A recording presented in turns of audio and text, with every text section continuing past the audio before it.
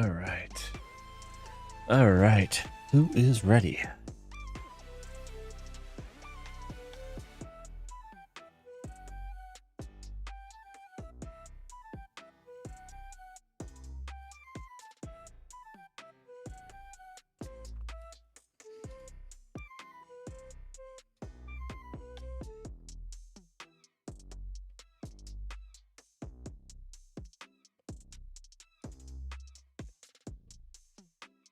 Oh, okay.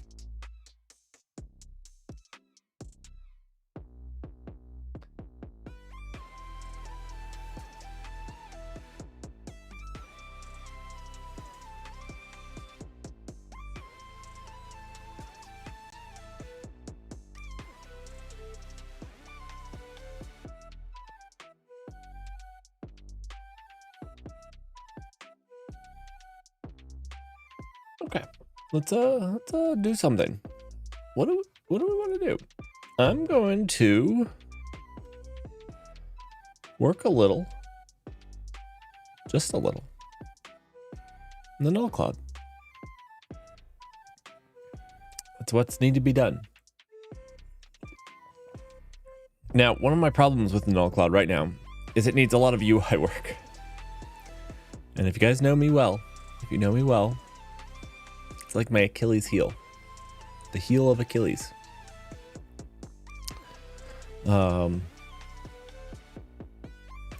But I think we have some stuff to do before we get there. Or there's stuff we can do. So we're probably going to do that. I don't really have a plan for today. Not really. We're just going to...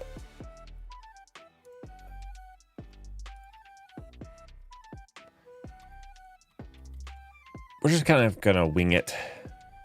We're going to use a little chat GPT. Yeah. All right.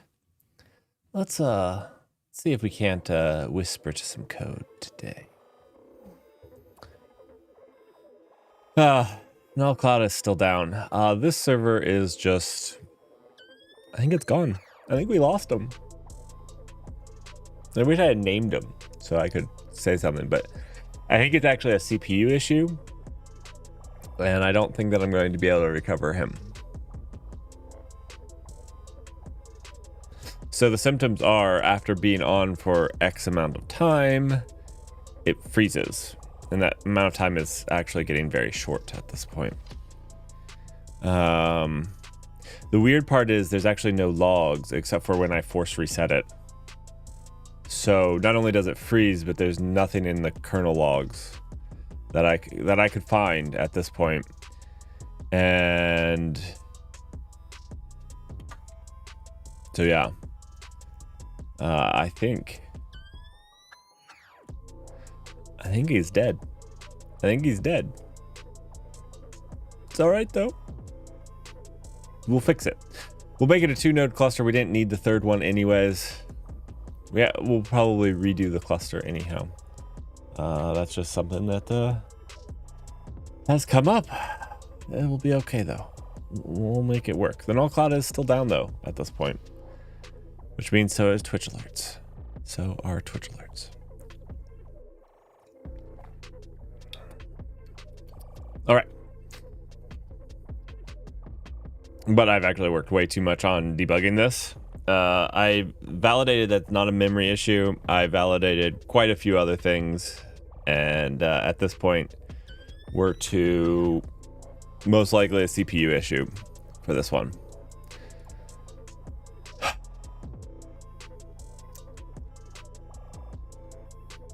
It's a bummer. I've never actually had a CPU die on me. Yeah, never had a CPU die on me.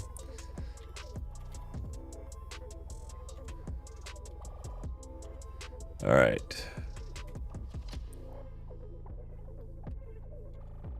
Like the actual silicone CPU wafer.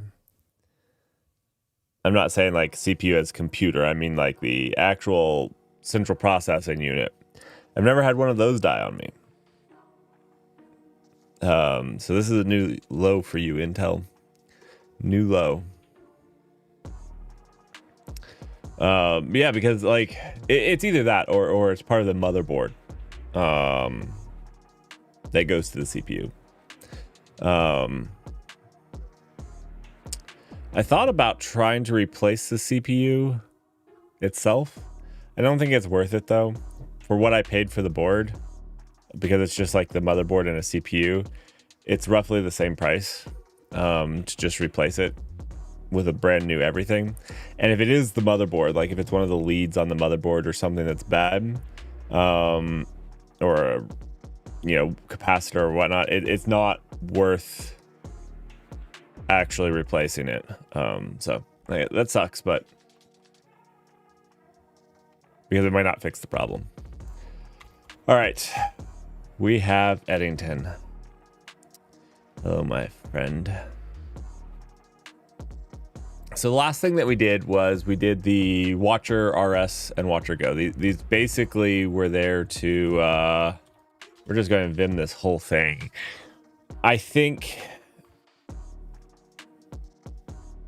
that there's a project for Vim that allows you to change the working directory really quickly and like switch back and forth between the working directories. That's something I need to look into, because what I do now is I quit and then I CD into it and then I Vim again, which is kind of a little annoying. If there's not a thing to let me switch directories really quickly where like my working directory is, we need to make that. But I can't believe that there's not for Vim. All right.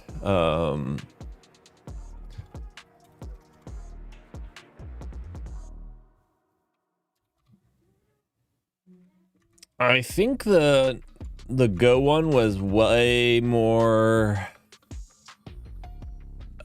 finished.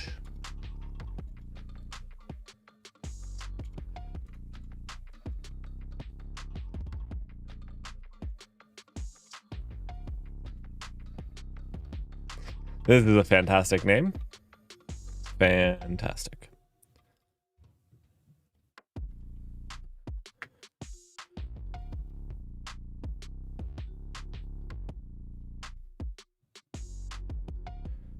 Oh, you know what? I think we might just use the Rust one. I think we might just use the Rust one.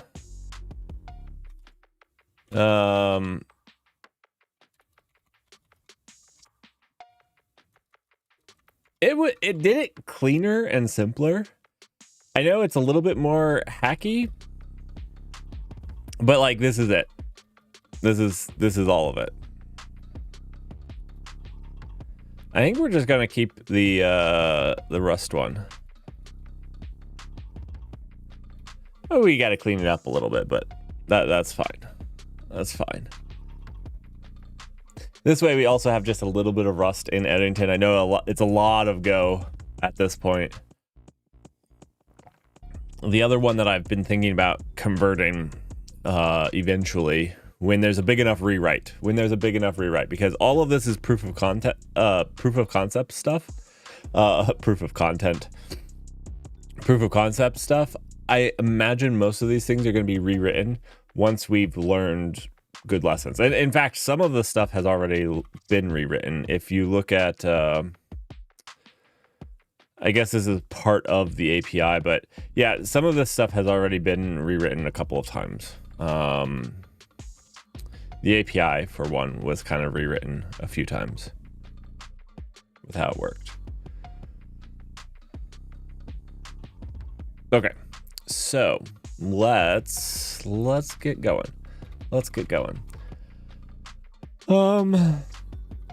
I guess what we really need to do is get this up and running locally. So let's try to do that.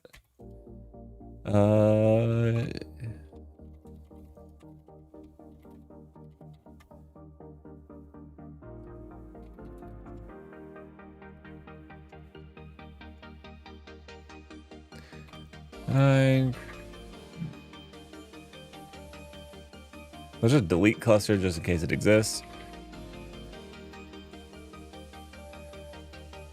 Eventually, we need to move away from Kubernetes as well and move to Legion. I think it's fine to build the whole proof of concept on Kubernetes I think it's fine. The big thing that we're using Kubernetes for is the scheduler and the custom resources, which means those two things will have to change somewhat when we move to Legion.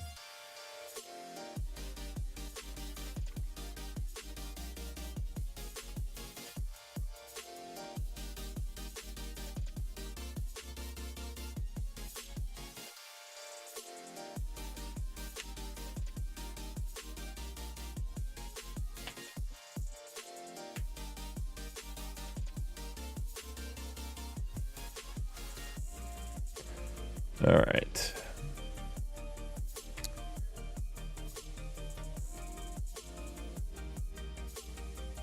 Not quite ready, but we'll... You know what? We just should have deleted this one. I'm going to show you guys something fun. We're going to delete that. We're going to CD into code Eddington. If you're trying to set this up yourself, something fun here. There is this hack, and all you have to do is run that. So you can do hack start dev, and that will start Kind for you. You actually want it to, because it configures Kind with egress and ingress. So you don't want to do what I was doing anyway. It's literally been a month since I've worked on this, which is too long.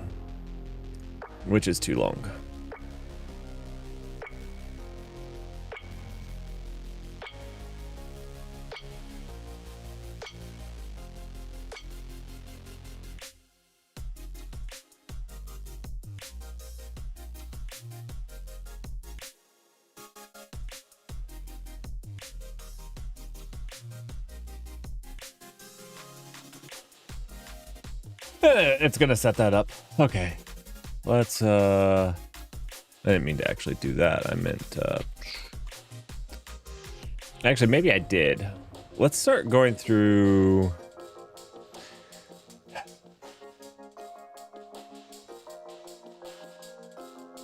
Really, what we're gonna have to do is look at the UI. I think that's kind of where we're at. Is we need one thing I don't like doing, I think gives you a bad API if you do it, is designing the front end and then front end, and then using that front end to design the API. Every single time I've seen this done, I can't really explain why, you get a bad API design. And I think the reason for this is that if you design the API for the things that you support, the features and everything that you support,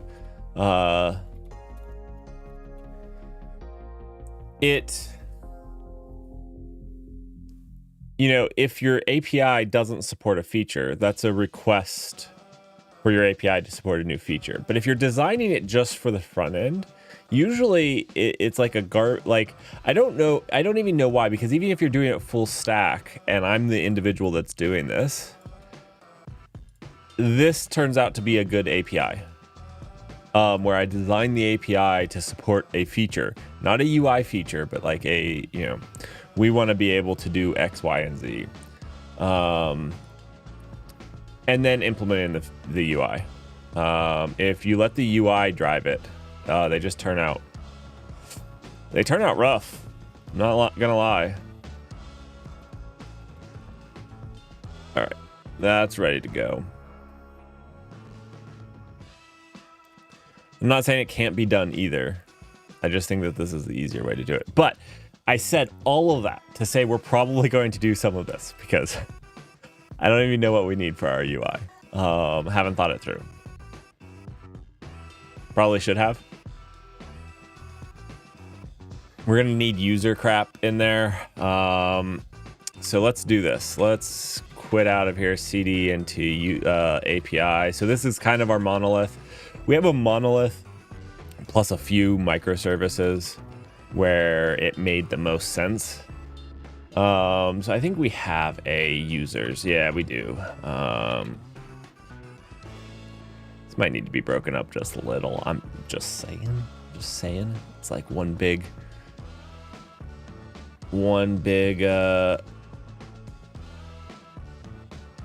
it's only 200. This is probably still within the constraints of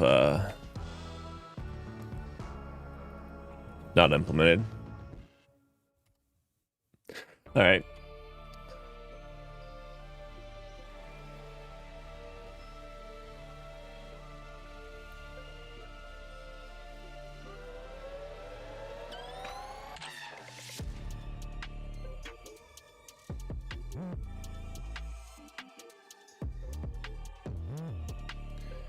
Let's see, this installed Istio and everything, but this doesn't. Okay, so we're still going to have to use tilt, which is cool.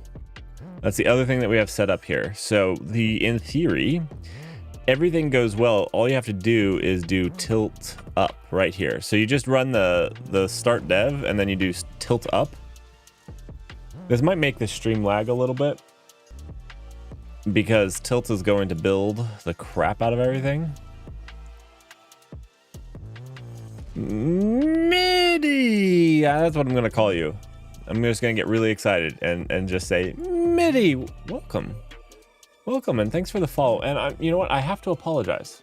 Usually on this channel, you get a custom Twitch alert, a super custom Twitch alert, and that's actually generated by AI just for you. But the fact is, the Twitch cloud is down.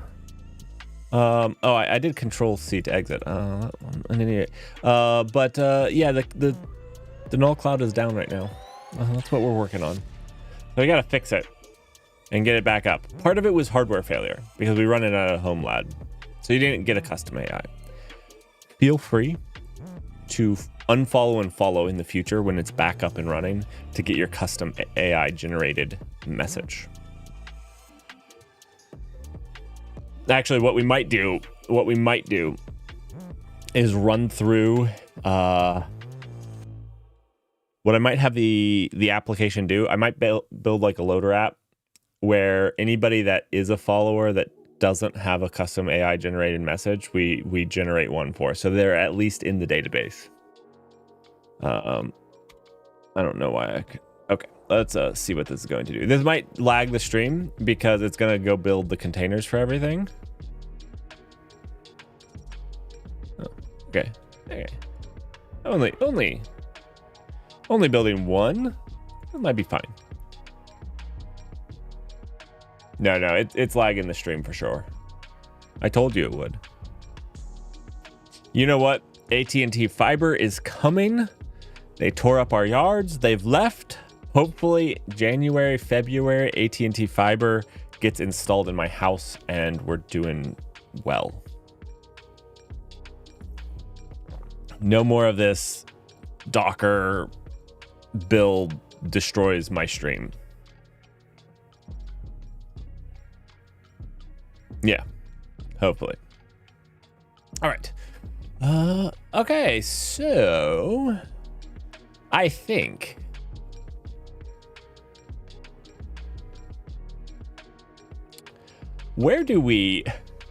so question now is, where do we expose? You know what, we're going to Control C this, and then we're going to Zellige this.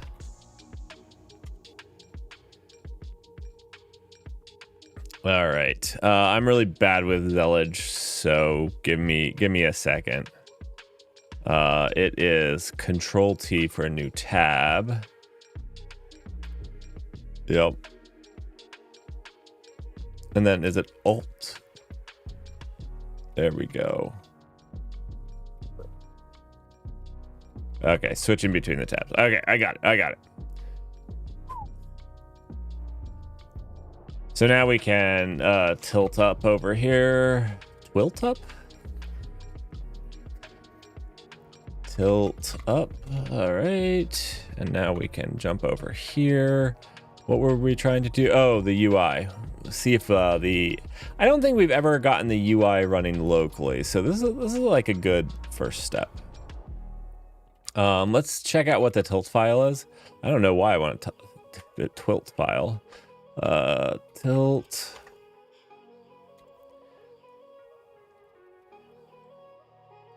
So the API service should be exposed at 9,000. So we just have to configure the front end to be hitting at 9,000 on localhost. Okay, cool.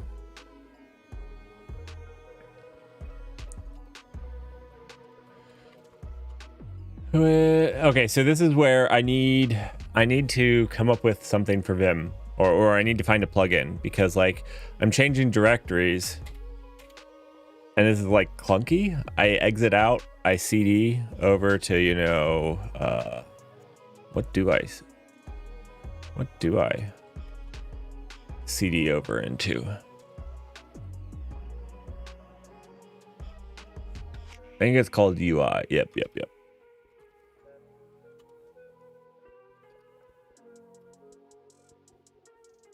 All right, and then I, you know, Vim again. But this is going to require another new tab, right? So this is Control T in. So,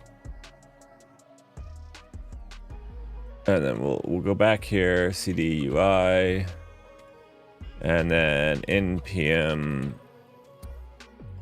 run. I think it's run. You know what? I was wrong. Dev. There we go. Run dev. There we go. I don't know why I thought it was just run. That's never true of npm stuff. Run is the like. Anyways, I'm an idiot. We've defined this well before. Streaming first thing in the morning, never a good thing. If you're okay, so let's see. Kind of looks like it's working. Let's see what this has in store for us. Cool. So it's working. It's working. Can we jump into the dashboard? No, but it's actually working here locally. Now this might be our API, so let's give that a check. Let's give that a check really quickly. API service. We're not getting any logs, which means we're not actually calling the backend, right? These should call the backend. I'm gonna pull tilt into over here. Still working on how to dev for this effectively.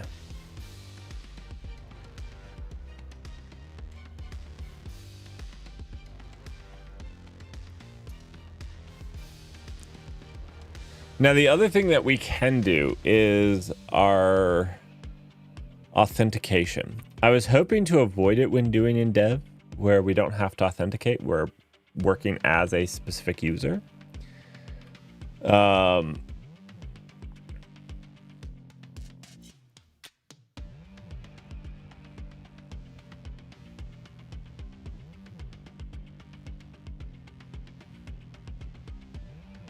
See, our authentication isn't working, or else this would actually populate with fields.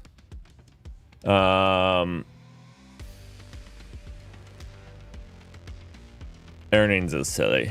Earnings is silly. You spend money on the... You spend money on the null cloud. You don't earn money. I mean, hopefully you earn money, but it's not me tracking whether you earn money or not. That's for me. Me and me alone. All right.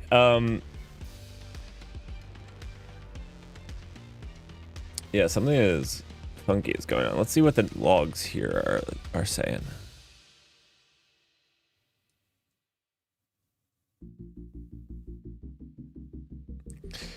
Right. Okay. So all of this is off stuff.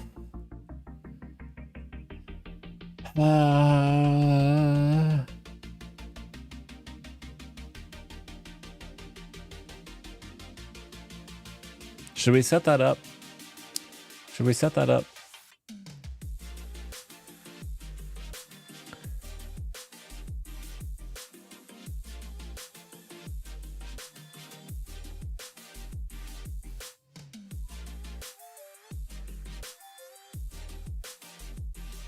Upgrade to scale.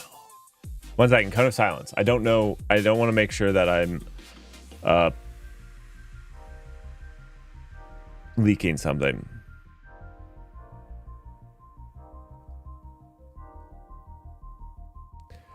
I don't want to leak something really quickly.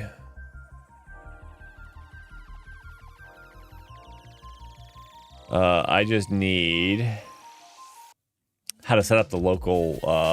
So they have this way to basically rewrite your requests locally using the Ori CLI so that your applications can pretend like they're doing the right thing for local development. I don't love it, but it's okay. I don't love it, but it's okay. I just need...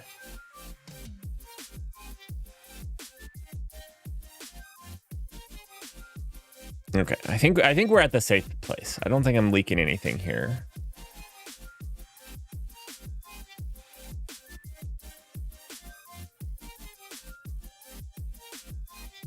I think we're okay here. I have a tendency of leaking stuff live on stream. Stick around. I'll leak something.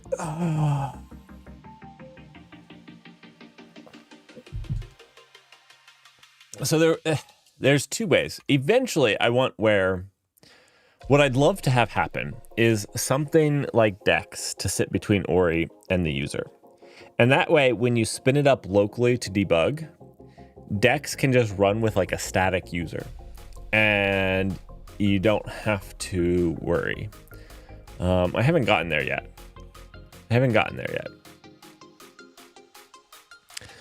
All right, so let's see. Permissions...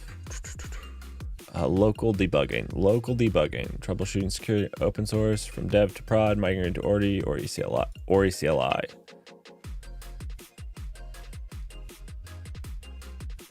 Ori proxy and Ori tunnel.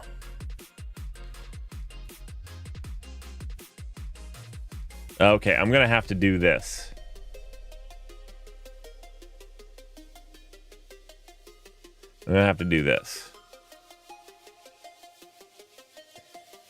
I don't think your Project Slug is actually sensitive information because it's like actually in a browser request. So I don't think that this is sensitive information, but to find out what my Project Slug is, I think that I'm going to have to go dig around. Yeah. All right, so let's do this. But what we're going to do is we're going to try to make this a little bit easier for me. You know what? Check this out. I bet you I've already done this. Nope. I guess I haven't. Usually it's just .ori to configure it.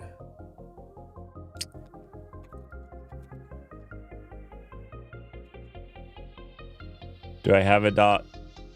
Yeah, this is a good way to do secrets too. Trust me. This is how you want secrets managed on your computer. Let's see. All right, cone of silence. I want to see what's in this Ori cloud. Sorry. I want to see what's in this .ori cloud, Jason.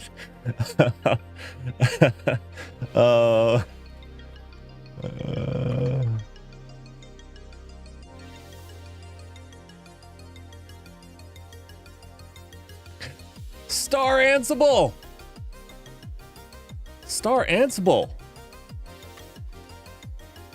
Hey, what's up? Is that when you guys joined? Is when I was leaking secrets? That is a pastime that we enjoy doing here, is leaking secrets. I try to do it as little as possible, and it seems to happen way more often than it should. If you do see it, please let me know so I can go and reset those. How are you all doing today? How are you all doing? Star Ansible, thank you so much Thank you so much. How was your stream? What were you guys doing before this? What were you guys up to? You want the secrets? All right, I'm going to show you guys. No, I'm not going to show you guys a secret. I mean, I probably am going to show you guys a secret, but you got to stick around for the stream to see the rest of my secrets. Oh, struggling with drag and drop? Web dev. They were bullying you? Welcome to Twitch chat, Star Ansible. Welcome to Twitch chat. You know, your best chatters bully you in a friendly. It's like an older brother way, is what I've come to. You know how your older brother is like, your older brother will protect you from other bullies, but he'll pick on you as well. That's the Twitch chatters you want. They're gonna pick on you, but they'll also protect you from other, you know, just bullies.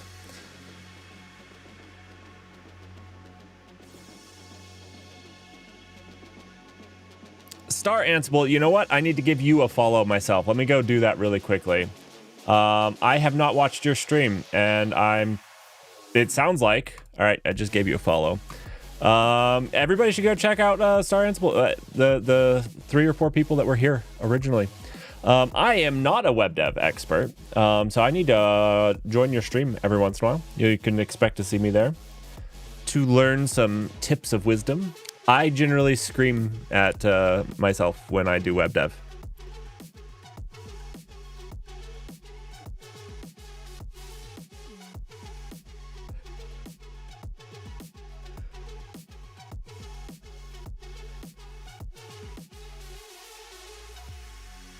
All right, what am I doing? We are building the Null Cloud. The Null Cloud is this. Project Eddington. It's open source, so if you want to go check it out, you can. We'll go pull it up right here. There is a Twitch command, exclamation GitHub, if you want to go see the GitHub. But this is Project Eddington. There's 2 things here with Eddington. Basically, the Null Cloud is based off of 2 things. You have a scheduler, which is called Legion, and then right now we're using Kubernetes as we're working on building Legion out. And then there is Eddington itself, which is kind of like the user-based stuff on it.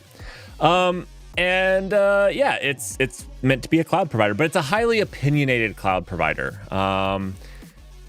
I don't have the diagrams for you right now. We just did a kick on consensus, and so all these diagrams are about consensus. I will load up the old yeah, all of these are on consensus. December was consensus, but I'll have to load them up, the slides on those.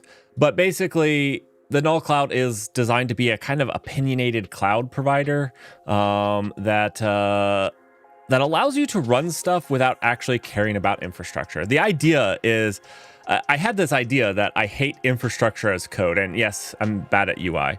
I hate infrastructure as code, and the reason I hate it is, are we not there yet? Are we not to a place where we can just manage the infrastructure in the backend for your application?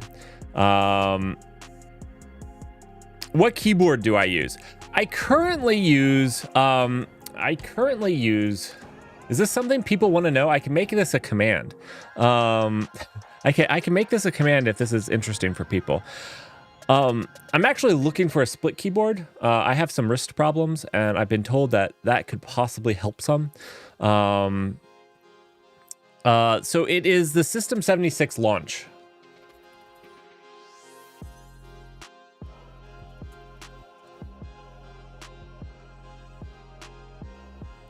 Now, I got it originally, and so I have this small one, and it's a little cramped. My hands, I feel a little bit like a T-Rex typing on it. And so, like, I want that split one. Because, yeah, like I said, I have some wrist problems. So I have been recommended the Glove 80. So I might be getting the Glove 80. I'm not sure yet. These are so expensive, so I gotta save up for these, but I've been recommended the Glove 80.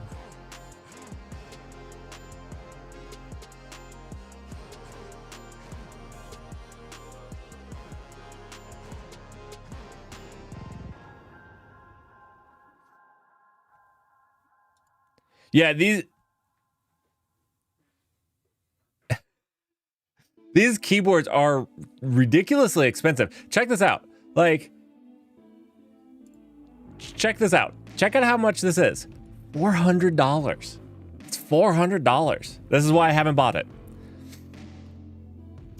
400. And this is not like odd. Like any of the split keyboards are just ridiculously expensive. So right now I'm still just rocking the Launch. I like the Launch, honestly. Like I love how configurable it is. It's also been super durable. I got it when it first came out. I think it was, when I got it, it was like $125, $130. It's gone up since then. It's more expensive now. $170 for the little one, which is what I have. I think it was cheaper. I think it was 150 when I got it, but it's nice. It is legitimately nice. It's just small. It's just small, and I T-Rex it on it. You know how like when you open up your laptop on an airplane and you're trying to type and you feel like a T-Rex in there? I'm a big person, and it just never works out well. All right, let me go through and say thank you for these follows. All right, first I have to let you guys know, I actually have an AI that gives custom follow messages, but because the null cloud is down, we actually have a problem with it right now. And it's actually down. I run it in a home lab here. So my AI actually writes you a custom follow message. So if you guys do follow along, when we get that back up and running in a couple of days, I want you to refollow because it will generate you a custom message. It's fun. It just makes crap up about you based off of your name. And so it has nothing to do with you, but it's fun. And we made it live on Twitch and we edit it live on Twitch. Sorry, Star Ansible, you didn't get a custom raid message because it does that too. So huge shout out to you for your raid. It's a lot of fun. So yeah, the null cloud is what we're doing. And right now we're kind of stumbling through UI portion of stuff because I suck at UI. But let's give a shout out to these follows. Neuros Morgan owns code. Koki QQ. I'm sorry, I'm bad at names. That's another thing that you should know. Ardazen? I'm gonna work on that one. I know that one's wrong. Jammy Jam. I'm pretty sure that one's right. Star Ansible. Eric. I'm just gonna call you Eric. Eric Vanner. That's what I'm actually going to call you. Eric Vanner. Thank you all for the follow. 1 second. We have 2 more. Strife. Stife. Yeah, Stife. For sure, Stife. How do streamers just look at these and then like come up with something? Do they just like say something that's not even correct? Or do they actually read these things? Your guys' names are killing me. I'm going to call you Stife because Stife bro. That's not right. Stife bro. Erlk. Zitvast. Now I want to call you Zitvast. All right. And Lugiero. Thanks all for the follow. And sorry I destroyed your name. My AI would have done worse.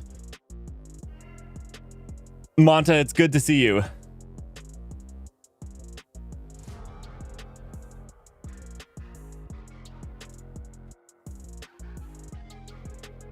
You can call me Step Bro.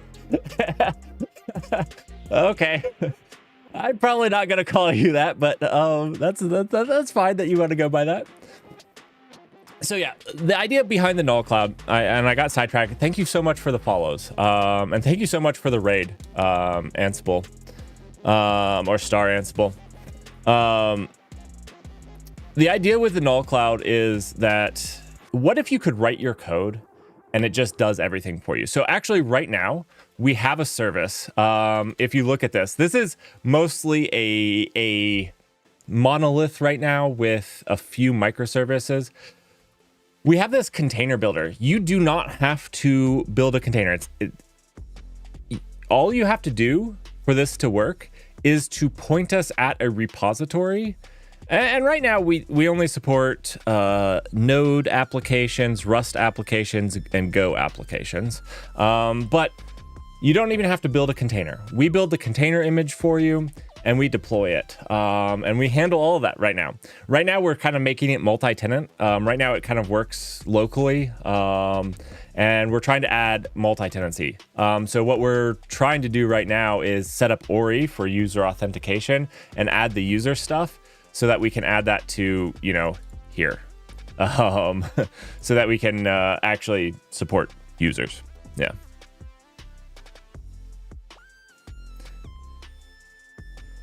Eric Vanner, thanks for hanging out. It would be like AWS, yes. I say it would be like AWS. AWS, obviously, let me show you how it will be different than AWS.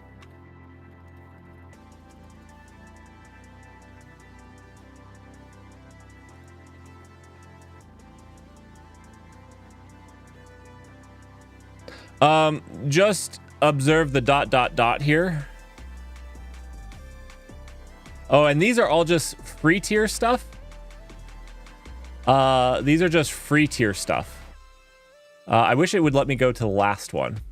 This is bad design. 15. This is just free tier stuff. These are all the services. So at the beginning, my goal isn't to support everything AWS does. My goal is to let you deploy an application. Actually, I can draw the simple form for you guys out. Effectively, what the simple form is you're going to be able to deploy an app. Deploy app. And let's say it's a microservice and there's 3 or 4 of them. What I'd like to do, oh my gosh, not at all what I wanted.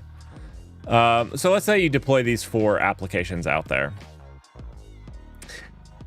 One of the things that I love event-based systems, but event-based systems are difficult.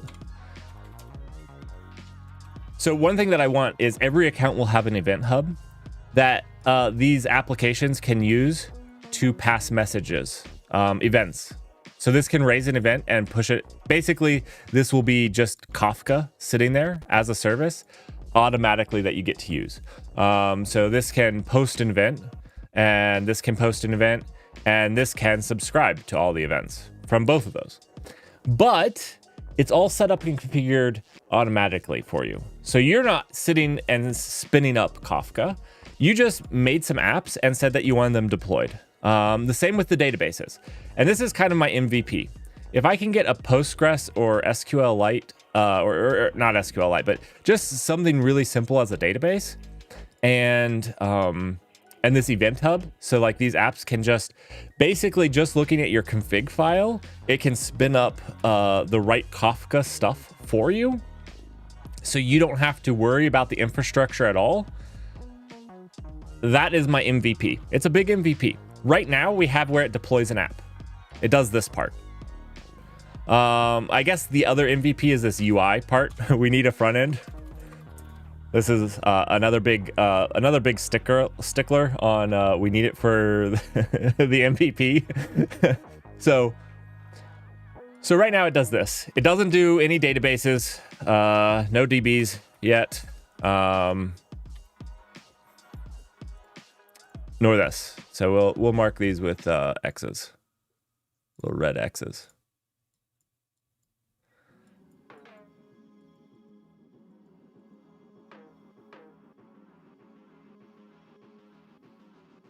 So that would be fantastic if you brought a database like Supabase or whatnot, and possibly we can just do this and you don't have a database, and that would be good enough for an MVP. And the MVP will be, if you need a database, go use a database provider, because databases are hard. Yeah, databases are hard. It's also where your application.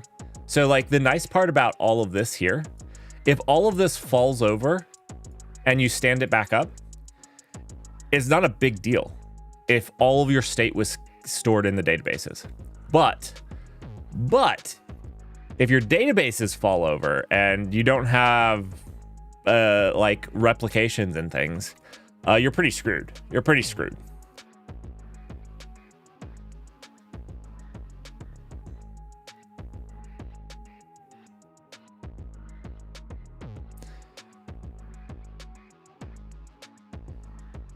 Zitvast or I'm still not gonna call you step bro. That is the idea. That is the idea. That is 100% the idea. I actually don't have a stepbrother, but I do have a in-law stepbrother. I don't even, that probably makes it even worse. That probably makes it even worse. No stepsister either. I only have a single in, like my wife has a stepbrother. He's not stuck, thankfully, nor anywhere near us. The stepbrother is stuck. All right, well, so that is the idea, though. Is you'll be able to just point the repo at it and it will run, or pointing at the repo. Obviously, you'll have to give it secrets in the UI.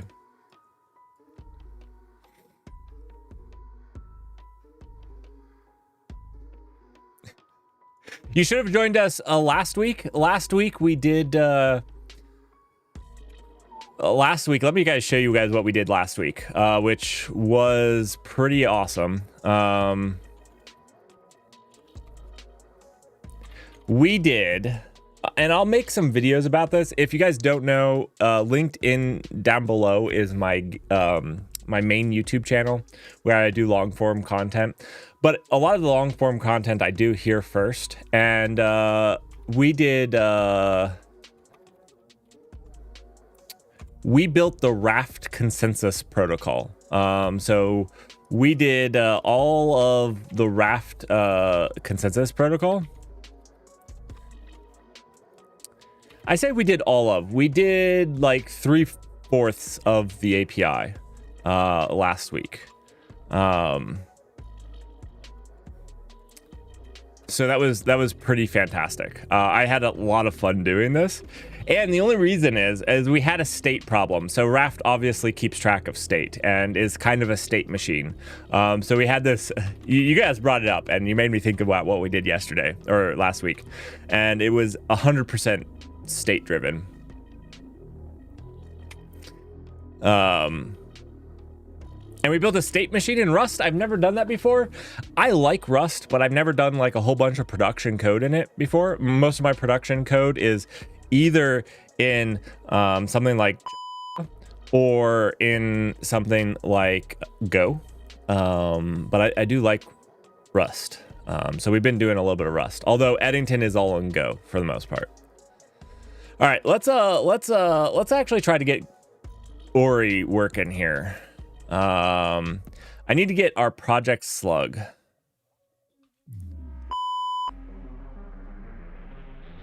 What's wrong? I can say both and script. I don't understand the problem.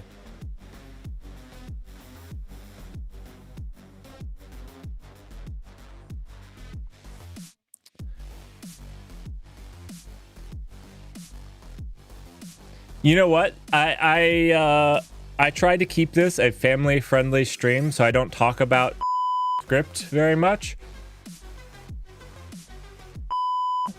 I can say that. I can say anything. I don't know what you guys are talking about.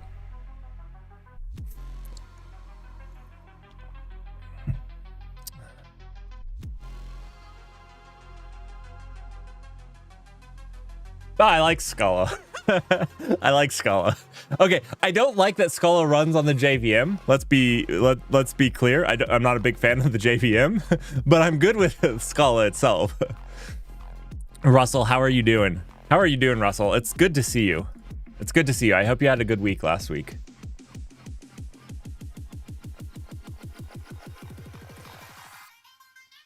All right, I got a cone of silence really quickly. I got to find this slug.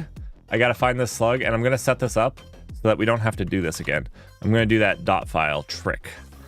This is how not to protect your secrets. Is put them all in a dot file that you can run. It's how I do it for stream because it allows me to not see them.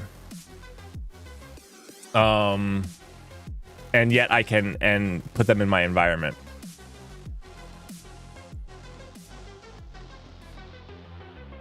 All right, there's my project. I think my project slug is not secret though. But the page I have to go to get it has this stuff that is secret, so sorry about that. Almost done here.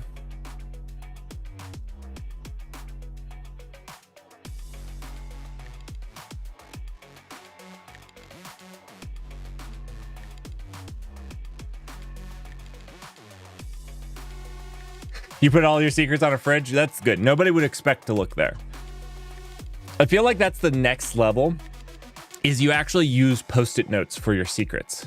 And the reason is, if you're a security conscious person, no one would expect, I always talk about security. No one would expect me to put them on Post-it notes. So where are they going to expect? They're going to expect that I have them in a password manager, and they're going to be attacking the 3 password managers I have. But they don't understand that I don't have anything in those password managers. It's all on sticky notes. See? It's next level game. Do not take security advice from me. That was a joke. FYI. That was a joke.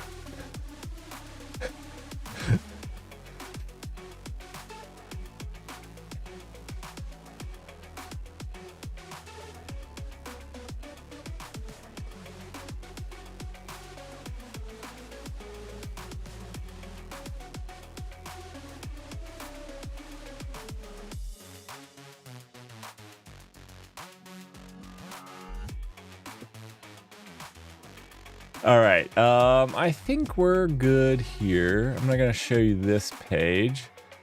We'll just switch over to there. There we go.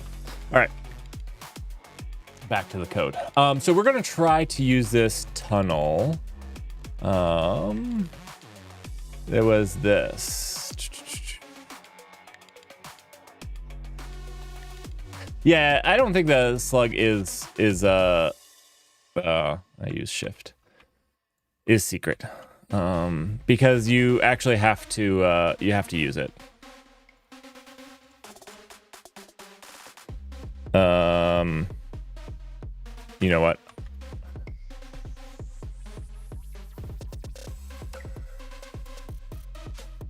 Hungry Jennings.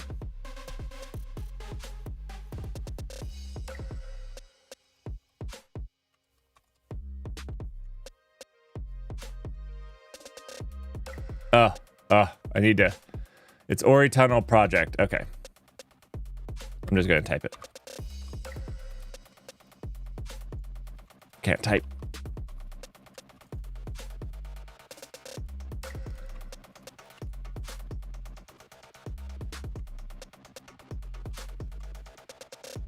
No. I might probably have to auth here. 1 second. Let's see. That's what they gave me to do. Let's see.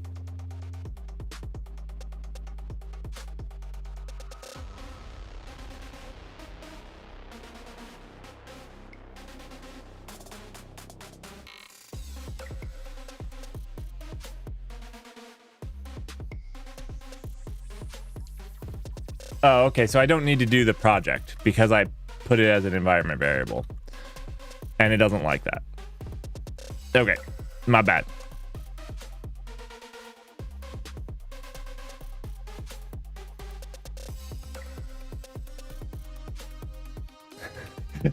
Already implemented the pass to sticky note app. Perfect. 2024 is looking bright. 2024 is looking bright. If you guys don't know, tomorrow I'm going to do the news at 4 p.m. Eastern Standard Time, like I normally do, cover cloud and open source news.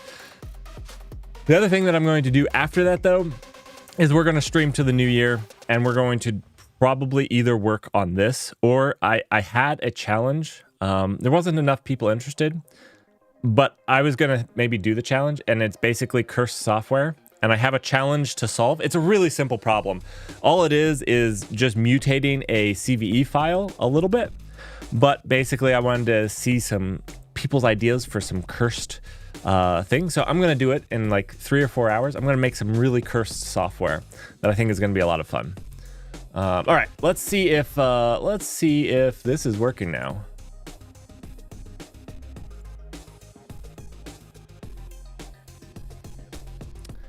Obviously not, because this should work here.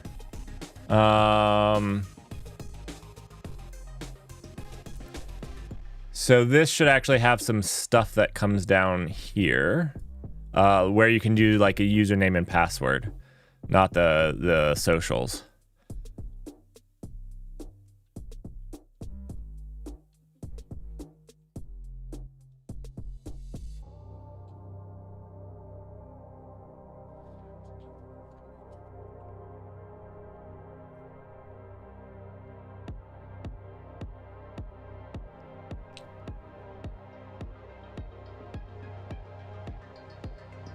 All right. Well, this is fantastic. We're still getting this. I'm wondering if we didn't configure the UI to run properly. Let's check. Let's see.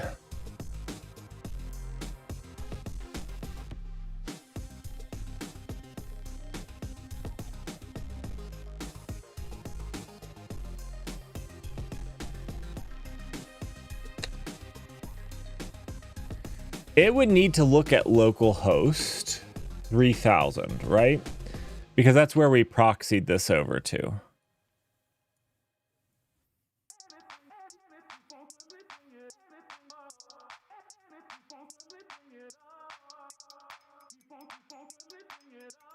We can work on stuff without Ori, though, if this doesn't work here soon.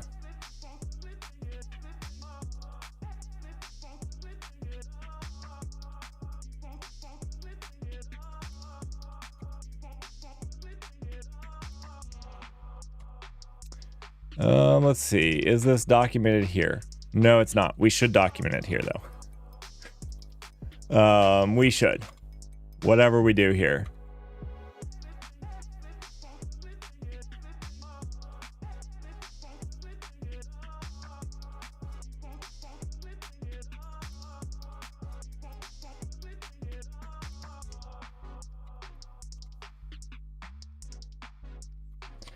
Man, the last time, it's been a while since I have gotten this up and going.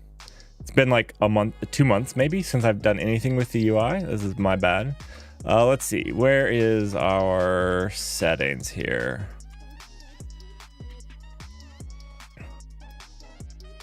All right, I think this is it.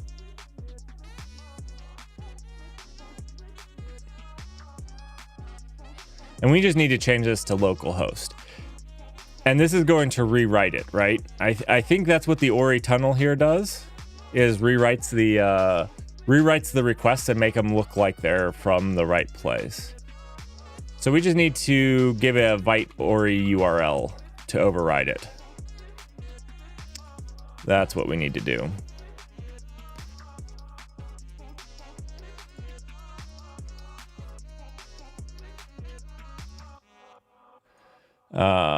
Oh, we didn't need to stop tilt. Oops. I thought that was the UI. I meant to stop this one. All right, let's see. It was Vite Ori, export Vite Ori URL localhost 3000. That was the right thing, right? Vite Ori URL. Let's add this to our debugging file, or our let's do this. Vim Ori.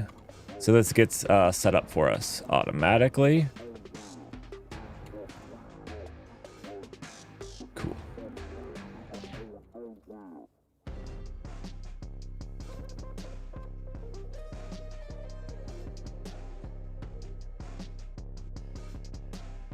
Okay, so our cross-site scripting problem was fixed.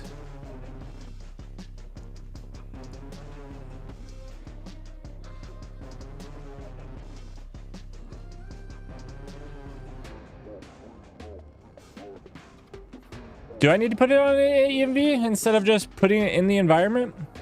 That would feel gross to me, but you know, that might be true. Might be true. We can do that. Do we have a .env? I don't think so.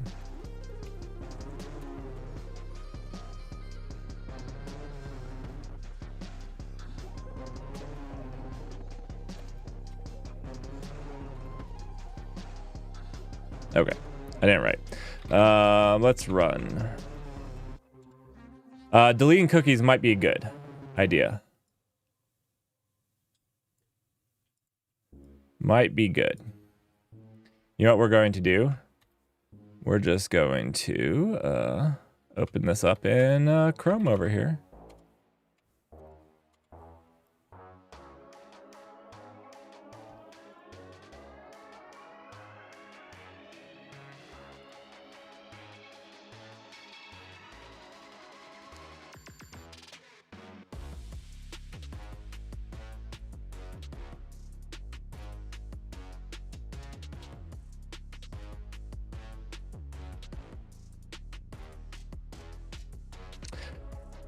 Has been blocked by cores, so we're still getting a cores issue. This is why I'm not a front-end person. This is why I'm not a front-end person.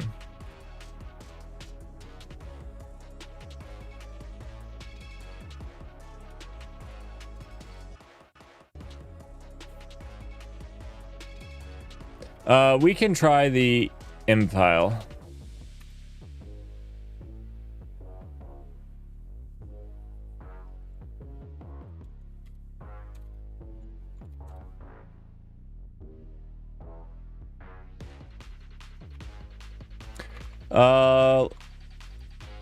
Did I not put that on there?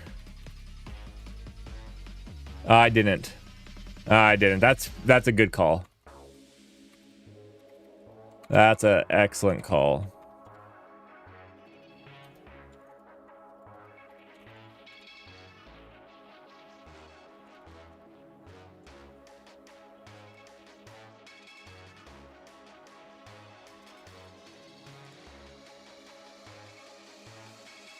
Connection refused.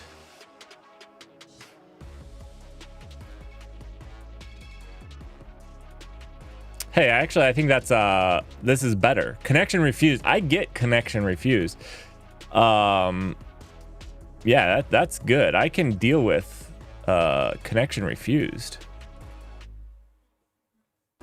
Okay, okay. Yeah. Let's see. I hate web dev. All right. You know, I have a lot of respect for people that do a lot of this. I do. Because you know what? I think that everybody likes to think their job is harder, but the web has so much magic and so many intermediate.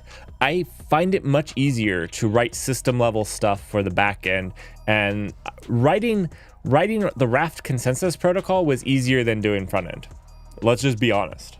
It's actually easier. This is why I'm not a front end developer, is it's just too hard. It's too difficult. All right. We are getting closer. We are getting closer. What I wanted to check was Ori said some stuff.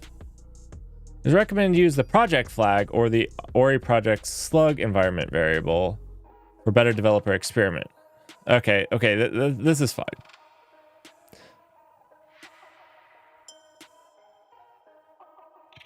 Uh-oh. It's asking me if I want to sign in, and I didn't sign in. You know what? Cone of silence. Let me sign in really quickly.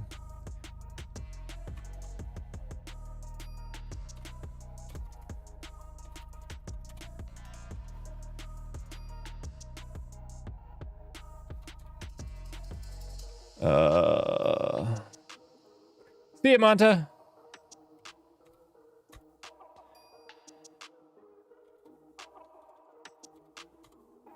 I have to open up the password manager. And by that, I mean, I'm looking for the sticky note with the password for this on it. There's a few of them. Let's see.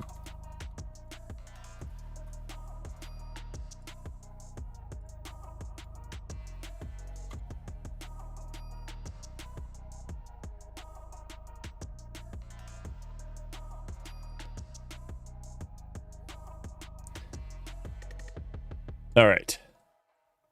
Let me try to clear this so I don't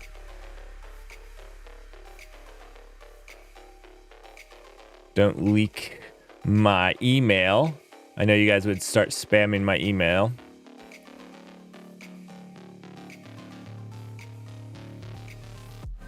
I think it's good now. I think we're good. Let's see. Okay. So, because I was an idiot, well established fact, I hadn't logged in, and it was telling me, like, you probably should log in. And I just didn't read it because I suck at reading, among other things. All right, now it's telling me 4,000, so I kind of messed up. Let's jump back over here. Yeah, here. Let's see. We want to, no, not source it. We wanted to Vim it. And we just want to...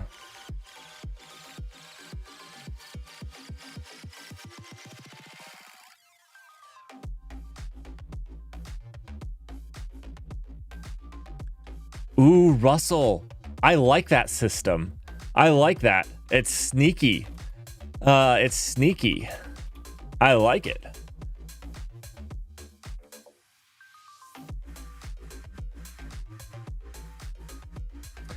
All right. Yeah, this is good. Now we want to source it. Now we want to run dev. Wait. Oh, I think we still have errors. Let's go here.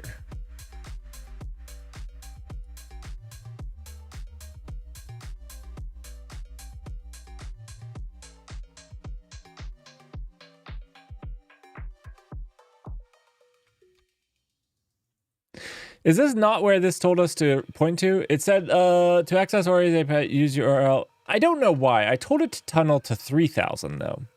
This seems a little weird. That it then told me 4,000.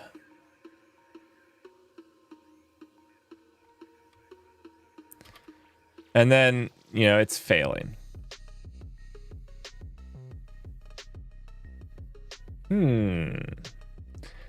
Let's see. Did I miss something?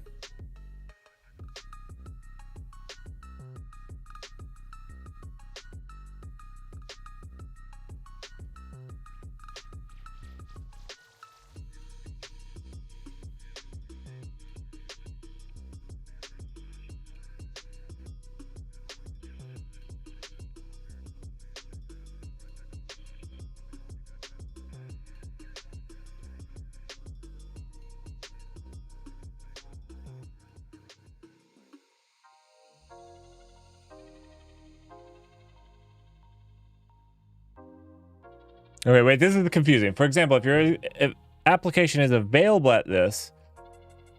Oh, okay, I see. I have screwed up. Let's, I should have read the documentation. I guess our application is available at 5173. And so what we need to do is we need to do this 5173, and then it makes it available. Okay. Then we need to stop. This is the Ori tunnel. Okay, this is the application. We need to stop this. We need to Vim this and make this 4,000. Oh, that was 4,000. Okay, so that was actually correct. I didn't need to stop that. Okay. Now it has a possibility of working. Look, and it's working. You get email. So one way to know if this is working is if email and password pop up, because they actually have to make requests to get there. We've done it. An ad is starting really soon, so I'm gonna go take a quick break to stretch my legs. You should go stretch your legs. I'm gonna maybe make another cup of coffee to get me really, really going, and I'll be right back.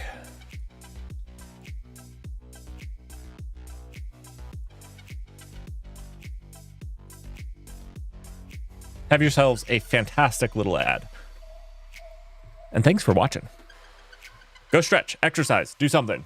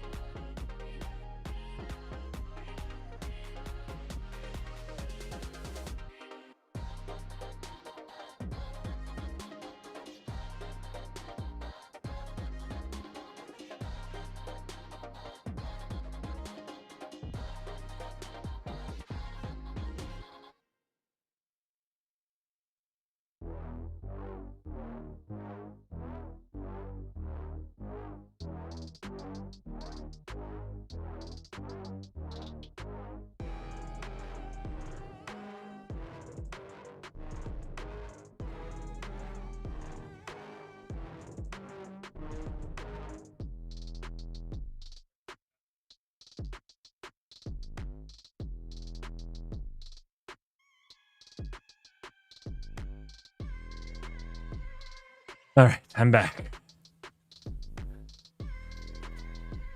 Yeah, reading the docs, works every once in a while.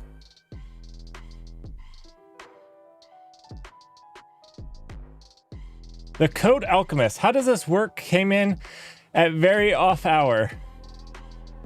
This works very carefully. Right now, everything that I have developed works very carefully. And by that, I mean like, you gotta love it. You gotta love it, or else it's not gonna work for you. Okay, so we're finally up and running. We finally got it. Let's, now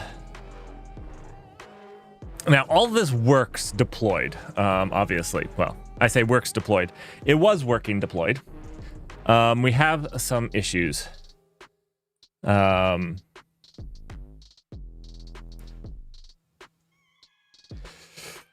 We have a few issues, but we're just getting back into it. It's been like a month, and we're just getting back into this, into the flow, into the work. I do believe we have a test at test.com. Yeah, I believe the password is test too.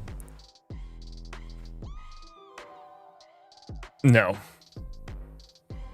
and the password isn't test. Well, let me go really quickly. See what the password is. What I can reset it, I think. I can't actually see what it is. Let's see. Identities. Test at test.com.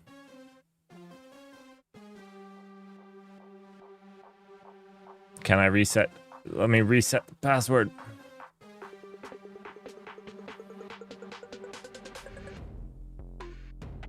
Okay, we're just going to delete the identity.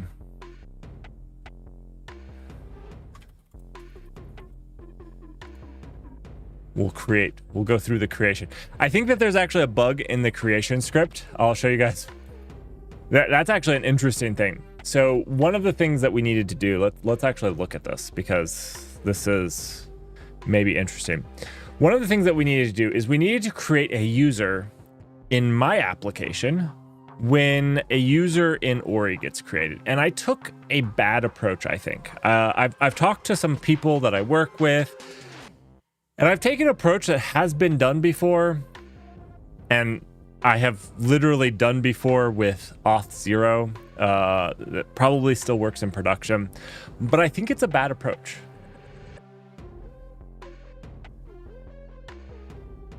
The Code Alchemist, of course I read chat. I read chat from YouTube a little less than I do from Twitch. I'm getting accustomed to YouTube chat, so sorry if I miss your chat. There's a lot of chat from Twitch, and there is a delay, so expect a delay. And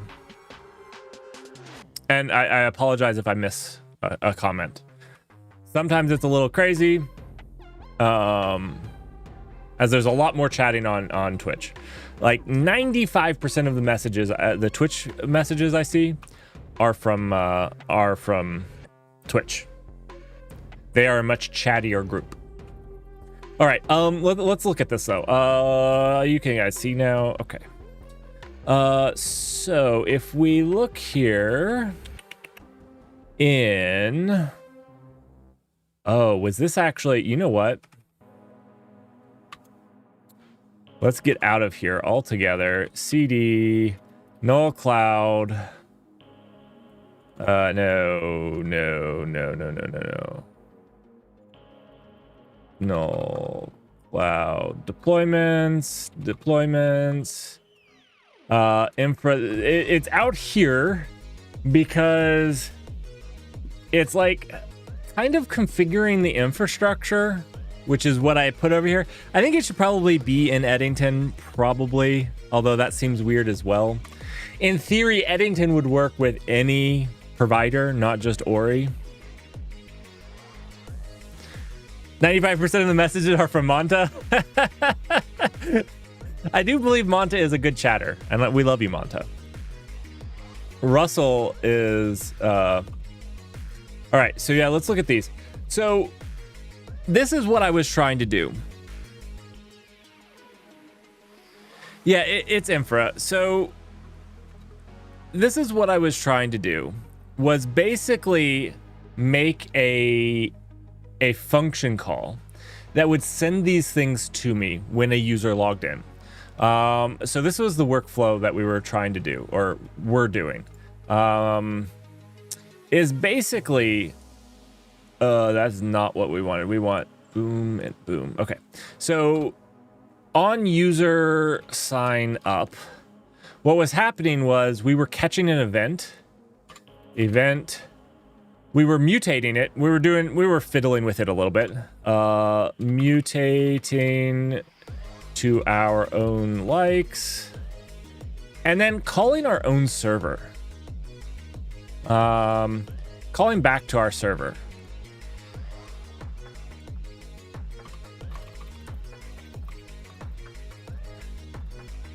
So basically this was user signs up is actually an Ori thing.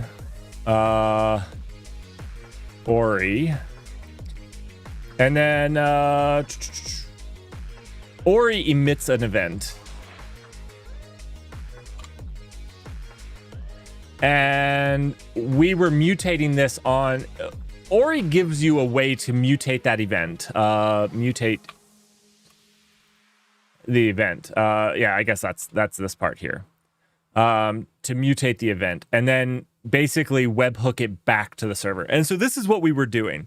So this was making the call new user sign up.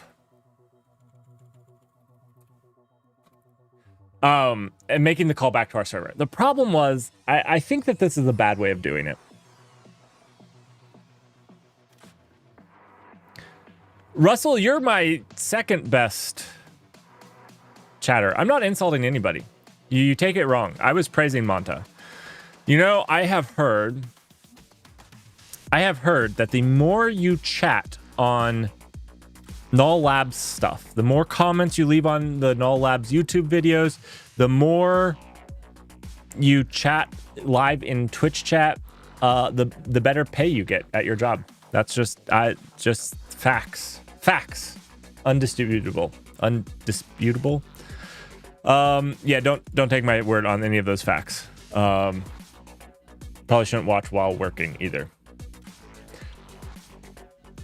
All right. Not good advice. Hashtag bad advice day. So this is what we were doing, but I think this is bad. First, what was screwing us up was this.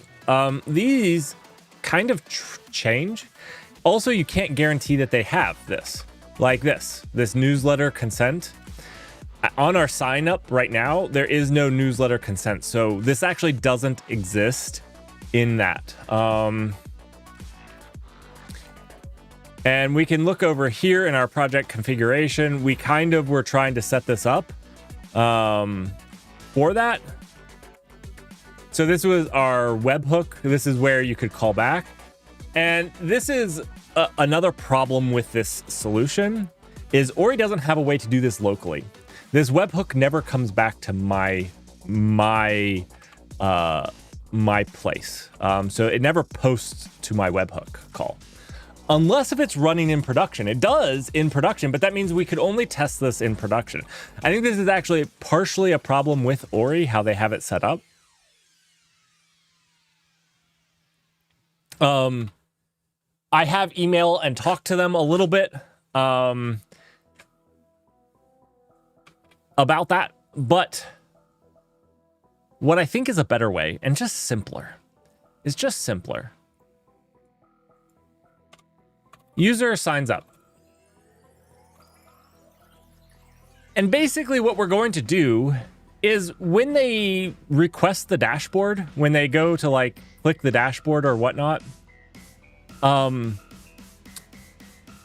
what we're going to do is check to see if that user that exists in Ori exists in our database. And if it doesn't, we're going to ask them to do like a follow-up page with, do you want to subscribe for the newsletter? Do you want to do these types of things? And basically at that point, link the Ori ID to our internal ID. I think that's the better way. So it would end up looking something like this. User signs up, With Ori?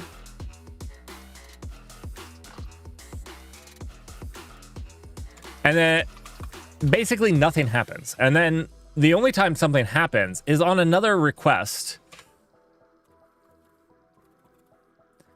I'm going to simplify this for the chart, but it's going to be a is first request check, effectively. And if so, set up user. This means locally we are not depending on any Ori system. All we're depending on Ori for is this sign up. And this also makes it so that we're not using Ori specific things. So if we ever go into the situation where we actually use Dex to, you know, Dex is sitting over here and Ori is, you know, Dex is the middleman and Ori is sitting out here, this still doesn't change. So that's pretty nice. So I think this is a better way of doing it, just period.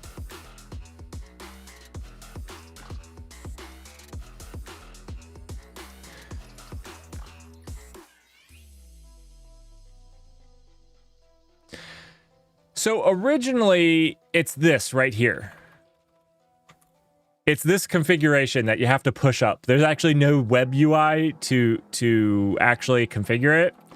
You actually have to configure this webhook. So this is where it knows the API is right here.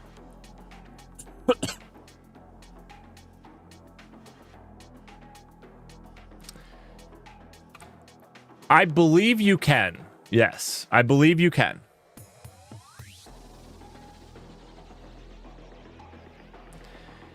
So Russell, it's more that, yes, you could do that. But the problem is if I push this configuration, I'm pushing it to both production and whatnot. That is a solution to then doing it. But that means like to production, I have to push my new Ngrok location. It feels gross to me. There's no local way of doing this without actually pushing to the production. Let me make sure I don't leak something really quickly. I will show you. This is one thing that I don't like about Ori. I like Ori a lot. And I think it's better than Auth0, especially if you're an enterprise doing it. But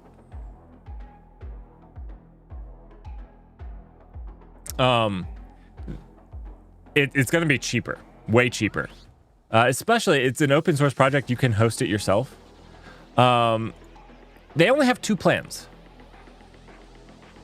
Basically, they have this essential plan, which is what I have, which is $30 a month, which gives you 1,000 daily active users and basically everything. Just limits you to 1,000.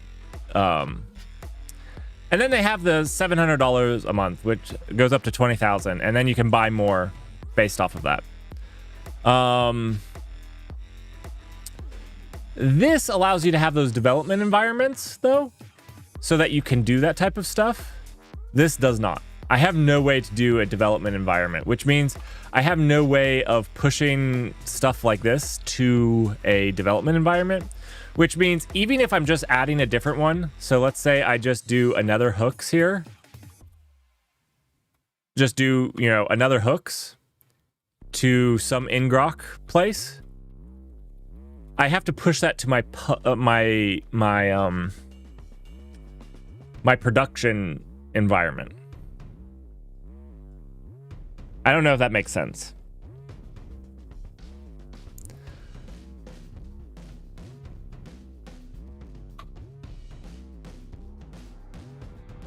And I have to do it every single time Ngrok changes on me. It's probably not a big issue. Every time I spin up Ngrok, I have to make a change to Ori.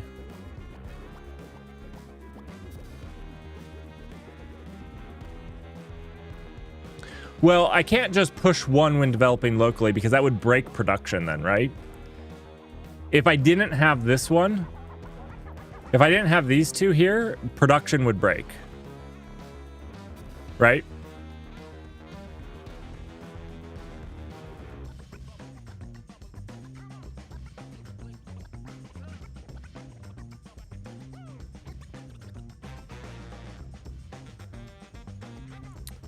Maybe I'm missing. Maybe I'm missing what you're saying. I think I'm misunderstanding. It's absolutely possible, though. What you're saying is absolutely possible. I still like this because it removes the implementation of Ori. I don't end up caring about Ori in the end. And I think it's simpler. Now, there is this overhead of this is first request check, but this actually should be fairly easy because I have to have user information anyways. So we can just make it a middleware. That just sends a redirect on failure.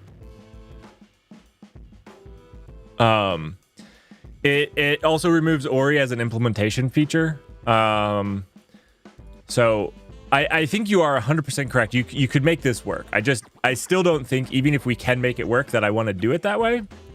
But this was how I was doing it originally. We had this like trifecta, the Triforce. I always try to make things Triforce. Sometimes linear is better. Get those linear algebras out.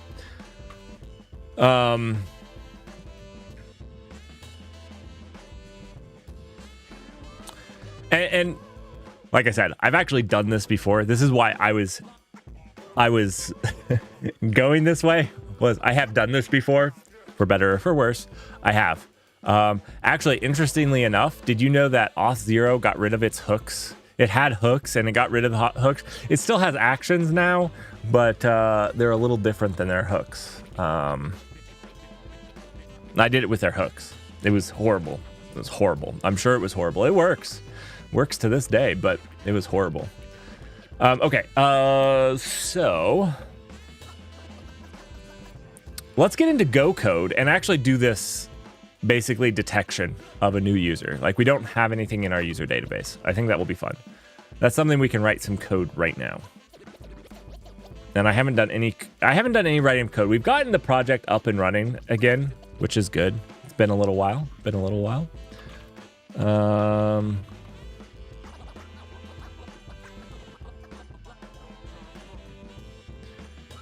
Let's see. That will be in the API. All right. So we want a middleware, I guess, to do the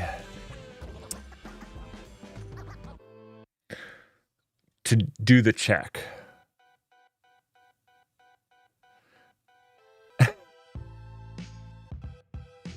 Dutch, welcome. It's good to see you. I know, I'm doing Golang, which makes me unhireable, along with my Rust. Really, the only people that would hire me are crypto projects. Dutch, you swing so easily. So easily.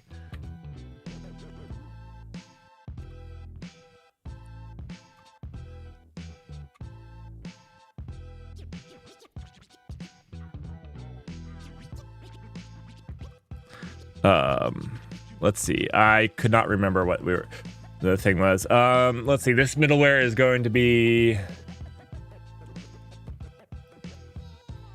also, welcome YouTubers. I know there's 3 of you out there. I think YouTube does a really good job of actually telling me the right account or the right number of people, unlike Twitch, which is vastly wrong half the time.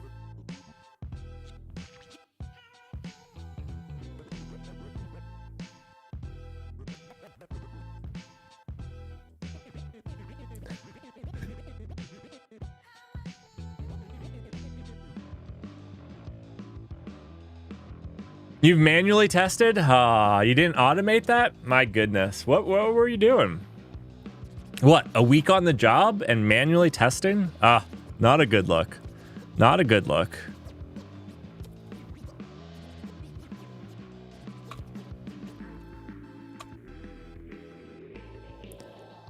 Not a good look at all. You know, I'm gonna just borrow this one.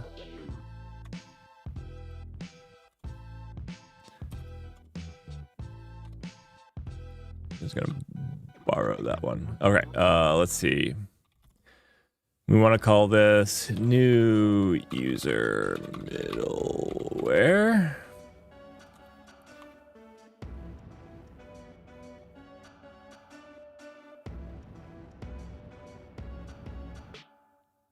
I had to regression test without knowing what the previous behavior was.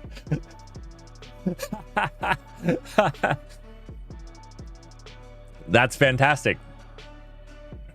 That is fantastic. Was this like a test or something? That sounds horrible. How do you regression test without knowing what the... I don't even understand that statement.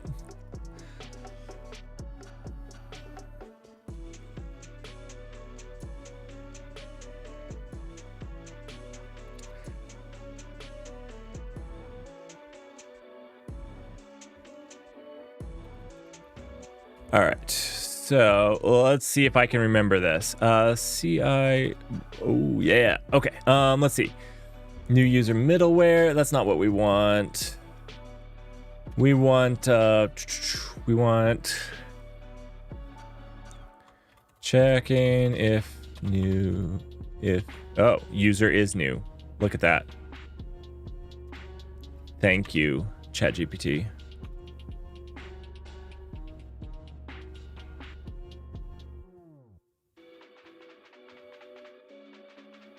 AI's taking your job.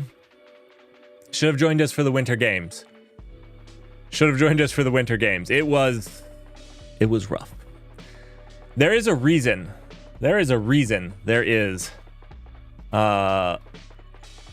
emoji. There's that emoji. It's the sad AI emoji. It was used a lot. It was a lot. There was a lot of sad AIs. I want to say that they died one by one, but really it was all together. They jumped in that pit all together. You know the movie 300? I don't know if you watched it. I'm not recommending you go watch it. But there's a movie 300 and this guy kicks this dude into another pit. I believe everybody knows that. Anyways, that was basically the AIs, except all at once. They jumped in the pit. Just whoosh. They were scrambling to be in that pit. Yeah, right. This is Sparta, except all at once. They all jumped in. It was pretty rough. It was pretty rough for them.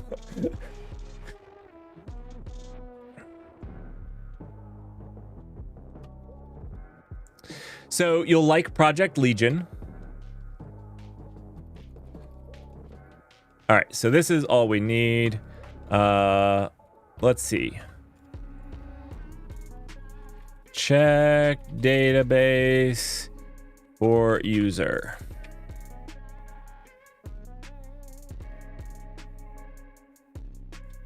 We can try to get AI to generate a gravestone. They have been really, really picky on like PCing. And so like I have gotten PC'd quite a bit trying to get AI to generate stuff. I'm not like an offensive person either. Like trying to generate a gravestone. You'll have to be very careful. Like, I think if you said the gravestone for the death of the AIs, it'd probably be like, that's not good to like predict somebody's death or something. It's gotten very touchy, very touchy.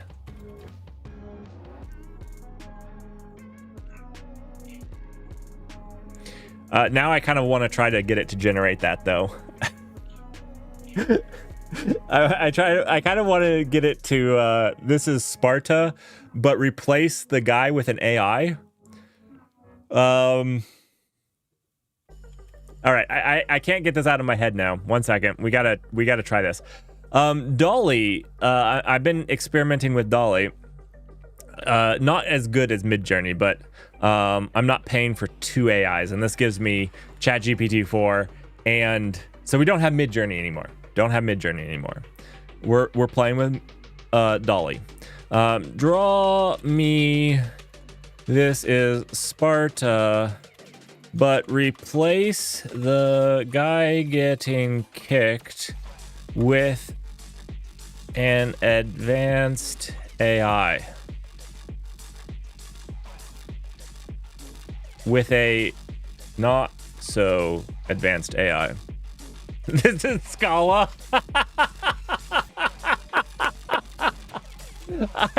I love that one.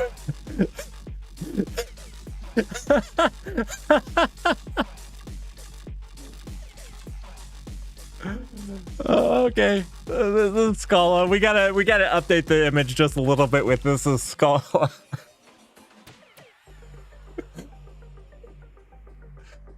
That's pretty good. That's pretty good.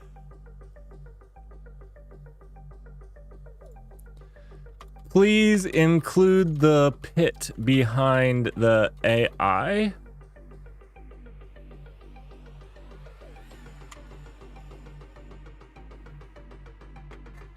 This is peak coding, guys. This is peak coding.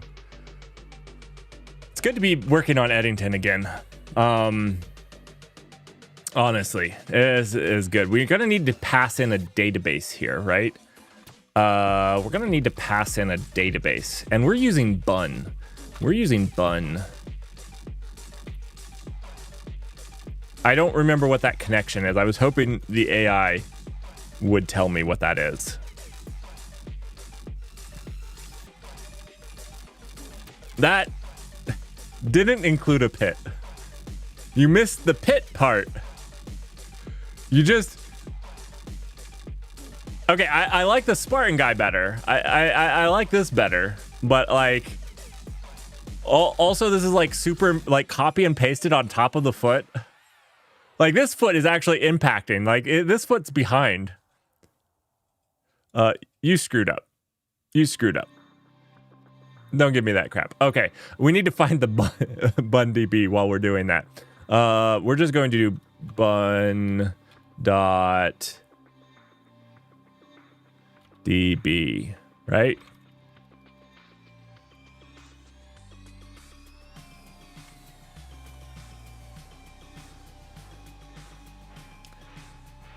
I super think that that's wrong. Okay, this is better. Where is the pit? It's probably gonna PC me on that. Stop yelling at me or something. All right, let's see. We need to look up bun. You know what? It would be great to ask ChatGPT, but it's doing more important things right now. Let's get our buns ready. I'm sorry, that was terrible. I won't do that again.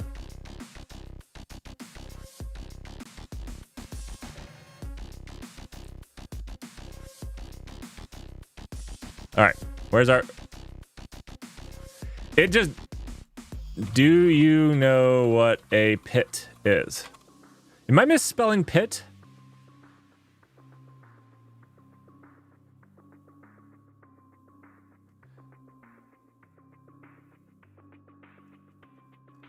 Like...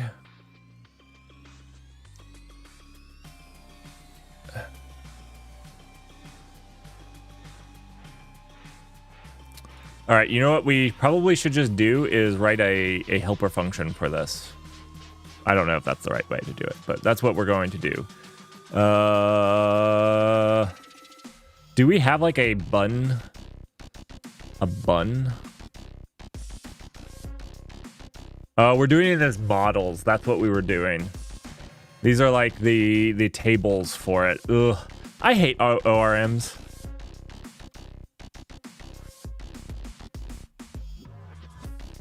This is what we call red herring programming. All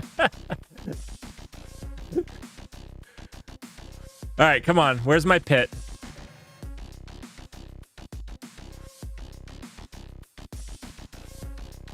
He now looks like he's dancing more.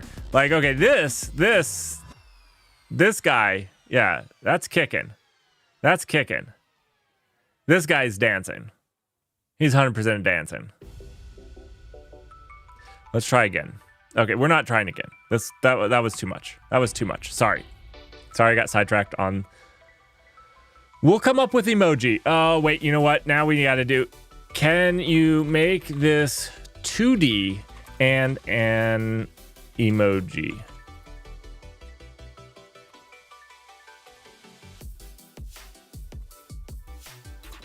I can always put the pit in.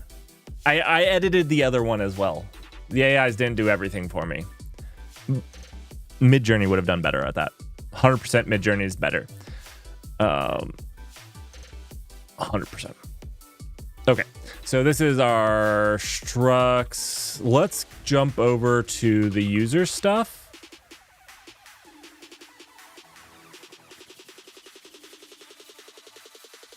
All right. So this is our, we just have an ID and name. All we have to do to validate that the user has signed in is query this, right? Because if they have a name, and we can actually do this better. I did traits because I was trying to mimic the data structure they sent over so I could just like flush it to disk. But we don't need to do that anymore. We can just straight up put like email here. And we don't have to do, all of this. I think I'm just going to get rid of the traits. No, I'll leave the traits in. The traits is probably good. But I think that's engineering for something we don't have yet. We don't have that yet. You know what? We're just...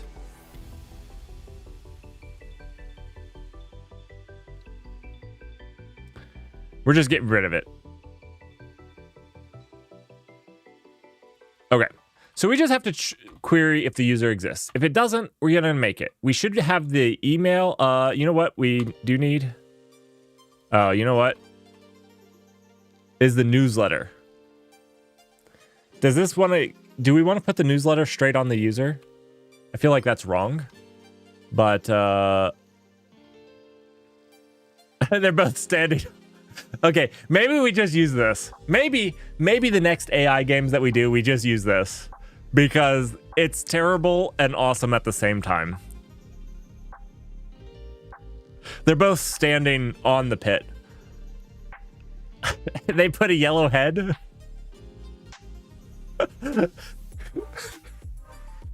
It's terrible. It's terrible. It's terrible. I feel like putting this here is also terrible. Yeah, I kind of love it. I kind of love it. So we're this is probably the next one. And you know what I have decided is that I do need some subscriber only stuff.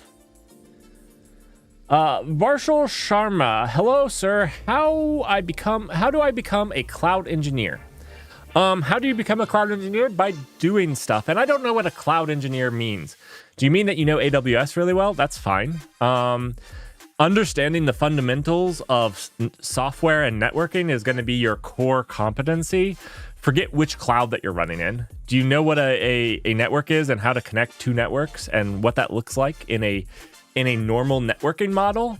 Because if you do, then using AWS's VPCs, their virtual private networks, and understanding how to link those two things just becomes Googling their terminology, and it's easy. Do you mean that you want to know how to do infrastructure as code better? That's actually probably a legitimate thing. Look up infrastructure as code. We're going to download that. Look up infrastructure as code, because that's probably a pretty big deal. As much as I dislike the fact that we have to have infrastructure as code, that's another one. Anybody else just needs a tier? Oh, good point. We'll put a tier on it. Does the tier come out of the one big eyeball or the two little eyeballs in his torso? Which eyeball does the tier? That's the question.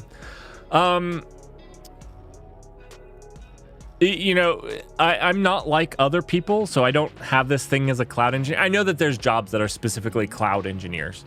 I struggle with that because be a solid software engineer, and the cloud is easy. Fairly easy. Now, if they're looking for a specific cloud, then that's knowledge in a specific cloud, and that's just using them. You need to get a job that's going to let you use and leverage a cloud, whether it's AWS, GCP, or AWS, but they're all different in how they do things. You know, how do they do infrastructure as code? Well, AWS has a very specific way. Terraform works across all of them, but they all have their own specific way of doing it.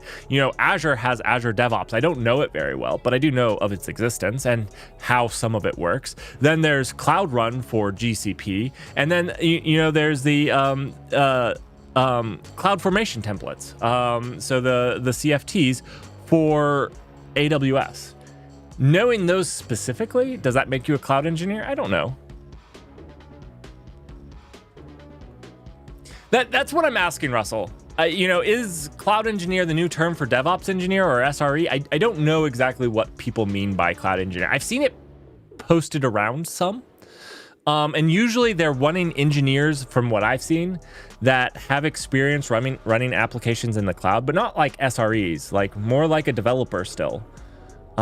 Maybe more Kubernetes, CNCF aligned. I don't know though. Sharma, I'm honestly trying to help and answer your question too. I'm not trying to be hard or difficult. I'm not trying to be difficult, ornery. I don't know exactly what you mean. We're going to take this simple for right now. We're just going to put the newsletter consent as part of the user. I like to keep things simple, and we're engineering for something that doesn't exist yet, and that's my bad. I do that. That's actually probably my worst. I myself am too accepting of scope creep sometimes when it's a good idea, or I feel like it's a good idea. You guys got to keep me on that. Okay. But yeah, I don't know what a cloud engineer is. And another thing would be, Sharma, what are you wanting to do? Is this a specific job that you're thinking of? I can give you my advice for a specific job. Cloud engineer in general is a little bit difficult. All right. Cloud engineer is just a DevOps engineer with a narrow specialization field. Dutch, do you mind expanding on that? What's its narrow specialization field?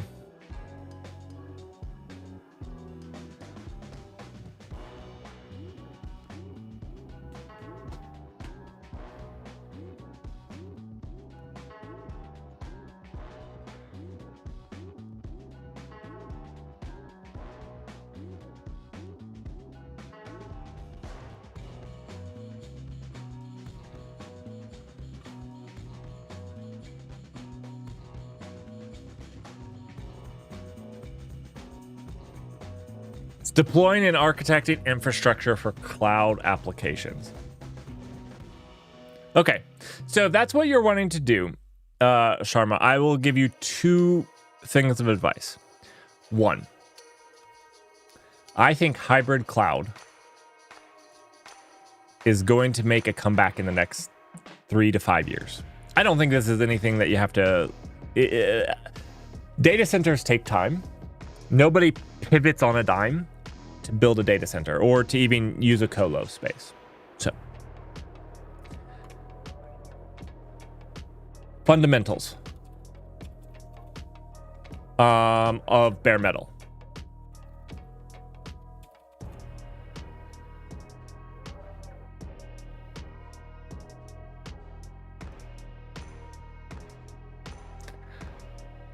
You put Muddy Puppy in quotes, and so now I'm not sure if it was actually a muddy puppy. Like, did you just have a dog that, you know, came inside from playing in the rain? Now I feel like this is you're hiding something that I don't get. Like, maybe this is a common phrase to keep something PG that's not. I'm worried now. So I think it's really important to keep these, even if you're deploying on the cloud. Even if you're deploying on the cloud, because again, this is what drives. If you understand how VPCs are abstracting away, it's going to let you do those. And then you have like private link and stuff like that that are built on top of these things. Private link that lets you have the private share your private networks. This is an AWS. I'm most familiar with AWS terms. But you need those fundamentals period, especially if hybrid cloud becomes more of a player. The second thing that you need to do is learn infrastructure as code. Infrastructure as code. You need to learn GitOps. You need to learn how to make reproducible, repeatable builds and deployments. You need to understand why these things are good.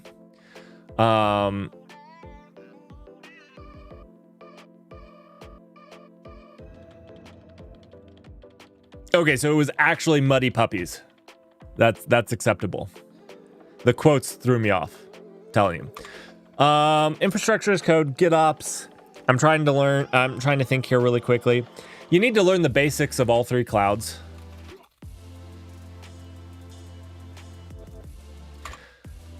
Like I said, I can tell you, the systems. Whether I've actually used Azure DevOps, I can tell you that's where I would start, because I know the systems well enough to know what's in place for Azure for a lot of their stuff. I know that they have an app service if you want to run it, which is like AWS's Fargate, if you want to run a containerized application, but not Kubernetes. That kind of does a lot of the same stuff. Again, I don't know the specifics of it, but I can get too close to the right place. So you want to learn the basics of all three clouds. You want to learn infrastructure as code and GitOps. I'm going to kind of combine these two. They're not exactly the same thing. The other thing you want is event-based systems.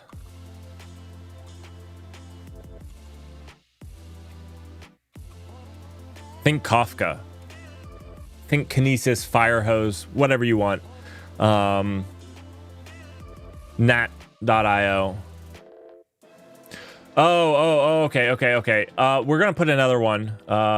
Those are good ones, Russell. Thank you. Data storage and protection. And high availability. And under data storage and protection, you're going to want to, as a kind of a sub category, is disaster recovery. Now we'll put disaster recovery as its own, because disaster recovery covers a lot more than just the data. So what you have to think about with disaster recovery is that there's also a lot of people think of disaster recovery as like, do we have backups of the data? Which is true. That's a big aspect of it. But then how do you get those backups back? Writing a system to make the backups is one thing. Writing a system to get the backups back is another thing. Another thing about disaster recovery that people don't think about is, can you stand the whole system up while under load? Can you do that? Because a lot of times the answer is no. Do you have systems in place to shed connections that you can't handle to allow you to stand up in a disaster scenario? Most of the time the answer is no. And the other point is like understanding when it is a disaster that you want to be able to recover from. Losing the entire eastern seaboard permanently, maybe that's a disaster you want to recover from. But there's maybe more downtime with that versus a single data center. And that's probably more high availability, but you have to think about where your high availability ends is where your disaster recovery starts. Those were good ones, Russell. Those were good ones. Anybody have anything else that I'm missing here? These are probably, I would say that all of these are also fundamentals of bare metal too. The data storage, protection, HA, disaster recovery. Actually, I'm going to put these in over here.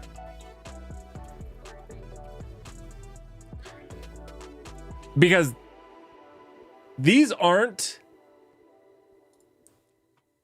anything special. You probably want to learn them for the clouds as well. Each cloud has a way of doing it itself.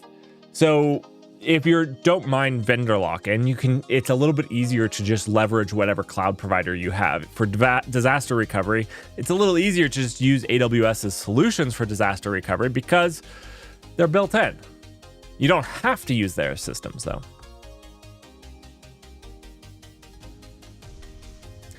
Oh. So he said observability. We all know he means Datadog. Just joking. Observability. I'm going to put this one in the cloud, but this one deserves to be in both. And the reason I think observability in the cloud is a little different than bare metal. Learn these things. If you want to be a cloud engineer, as we understand a cloud engineer, and we understand a cloud engineer as deploying and architecting infrastructure for cloud applications. This is a good start. Master your fundamentals, move on to cloud's basics. You probably want to be an expert in at least one of the clouds, but you want to have basics of all of them. You want to understand observability in both bare metal and non-bare metal solutions. I mean, all of these are probably, you know what, I'm going to put these as like overlap. One second. I'm going to update this. This is going to be a little bit better. This is like a Venn diagram. There's a little bit of differences in both of them, but they both have these things. And I think you need to know the bare metal, especially for the eventual hybrid. Yeah.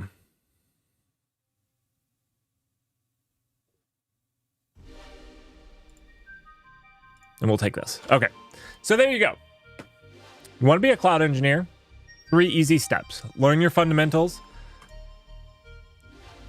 Learn how they overlap. And learn GitOps, infrastructure as code, and the basics of all 3 clouds. It's 3 easy steps. Should take you an evening or 2 of research. This is a lot. It's a lot. Not meant to scare people off either. Just, you guys asked. YouTube. Chat asked. Thanks for the feedback, though. You guys, that was awesome. All right. So back to our database problems. We have our database here. And our database shouldn't be created in here because now we also can't... okay, yeah. We can't pass it into our middleware. So we're just going to put our BunDB here. Dependency injection is always good. Don't get scared by keywords. So dependency injections, a lot of times people jump to Java frameworks for dependency injection that are absolutely terrifying, and you need a PhD to even start to leverage properly. But that's not the core principle of dependency injection. The core principle is passing in your dependencies into your functions. Now, I've done it bad here. We're moving quick. I did it wrong. We'll just do DB here. Now we can move this here.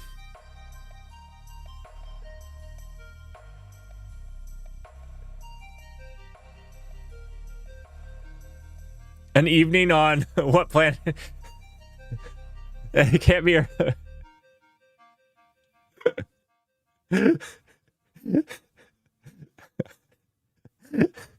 It was a joke. I was joking. It's a lot. It's a lot. I said an evening because obviously we just went through a bunch of stuff. You need to spend weeks on each one to even get decent at it. Yes. That was the joke. Why I said it evening. And, you know, honestly, the best way to learn is to actually have a job, which unfortunately isn't always the easiest thing to do. But there's things that you can do with these that don't require a job. Infrastructure as code. Go get yourself some free tier stuff on either AWS or DigitalOcean. For $10, $20 a month, you can learn infrastructure as code. By doing stuff on those systems. You can learn Terraform, you can learn, CloudFormation templates. You can go do that. While you're doing that, you can learn the basics of the big clouds. I said all 3 clouds. I realized then I said DigitalOcean. DigitalOcean is not one of the main ones. I mean AWS, GCP, or Azure. Pick one. Do the free tier. Play around with their free tier. Write an app, deploy the app.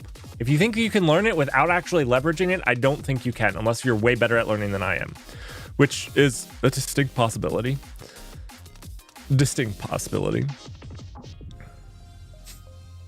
And all of these have levels as well. HA takes time. Takes time to learn. Disaster recovery, again. Disaster recovery, the best way to learn disaster recovery is to be bit in the hiney. It hurts, it sucks. I don't recommend it, but sometimes it's the best way to learn.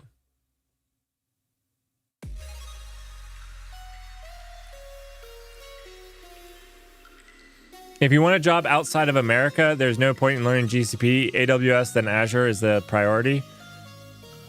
I haven't worked outside the US, Russell, but that sounds... I worked at SUSE for a little while, and we had customers all throughout Europe, big Europe, European thing, and that sounds about right. That sounds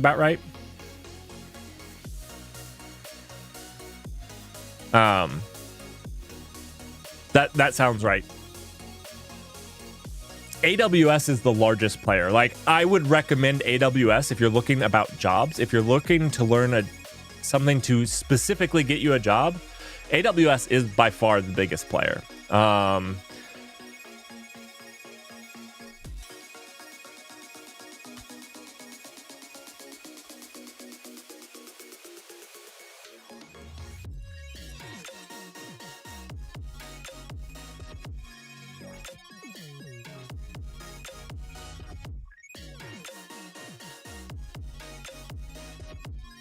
Even inside the United States. Okay, let me actually rephrase this. Even inside the United States, GCP is the least. It's AWS and Azure. And if you do find a job that wants GCP, they're usually also willing to take somebody that knows one of the other big clouds well. GCP is you can find jobs here, but it's not that bad. But it's better to learn the other two. It gives you more options, especially AWS. AWS is huge here in the US. If you could only learn one, learn AWS.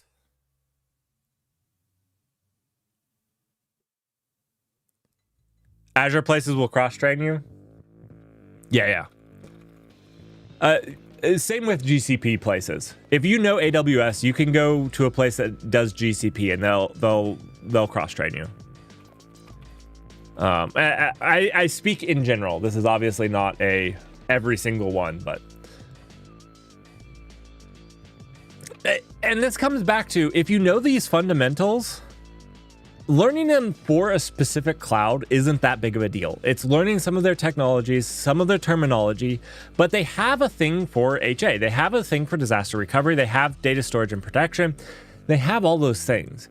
And so all it is then once you have those fundamentals down, is learning those aspects. That's all. It becomes simple.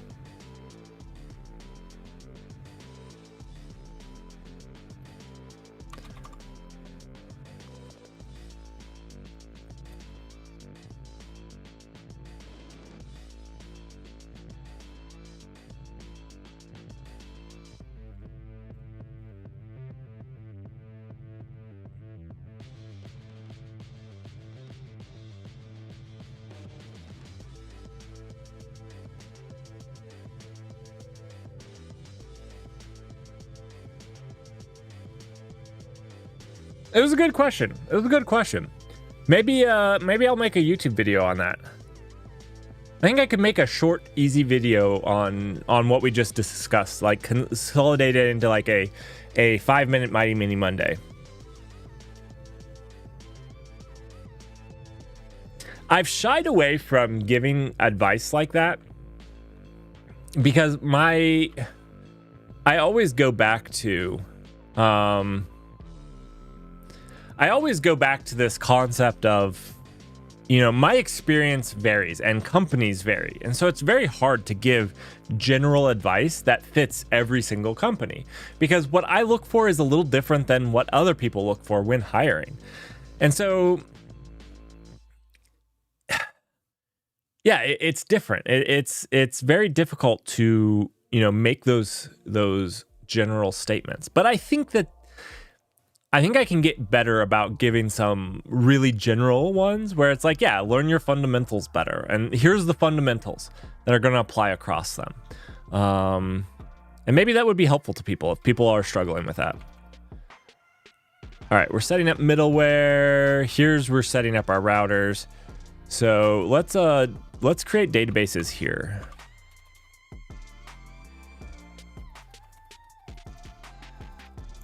We're not creating databases, but connections, right?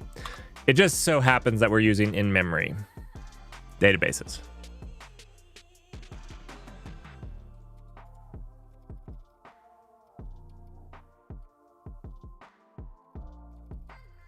All right, and we're doing a user controller here.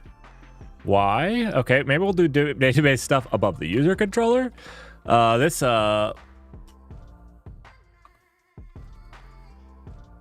Okay, and then we can pass this in here.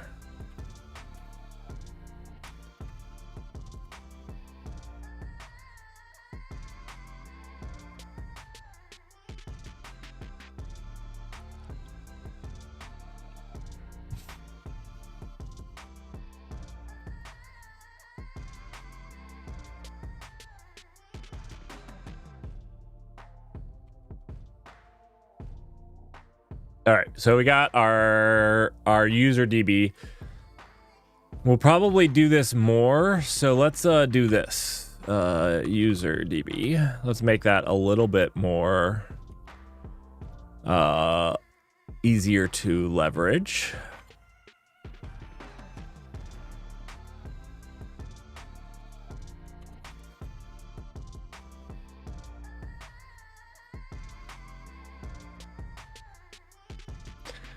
Now, why did we do this? We did this so we can also pass the user DB into some awesome middleware. We want the new user.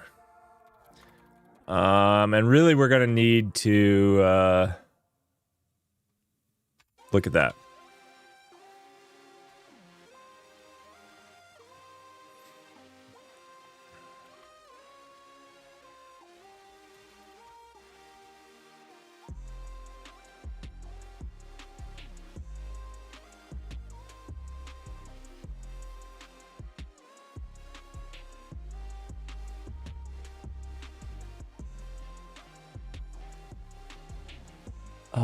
We don't actually want to do this, right? Because on request, we won't actually have...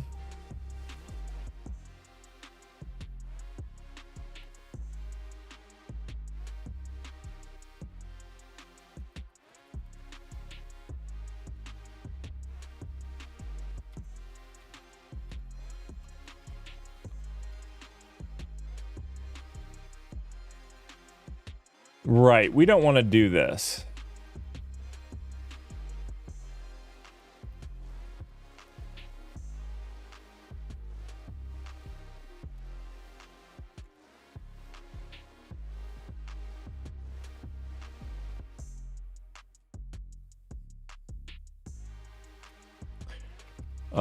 What we want to do...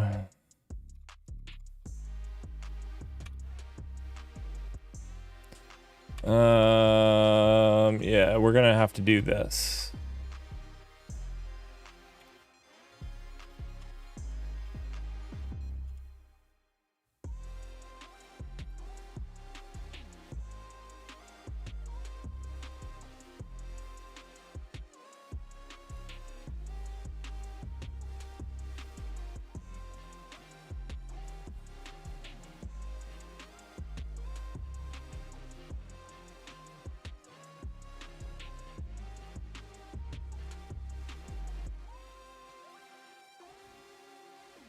And then we can delete this.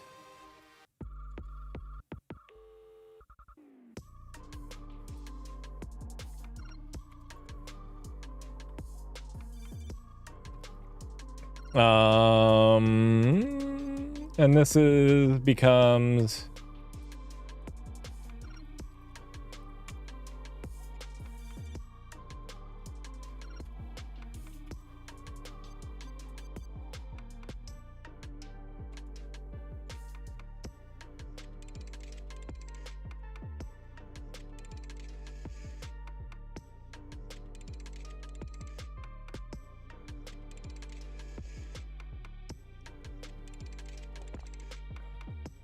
all right. That it's looking acceptable. Now we have the database connection in there.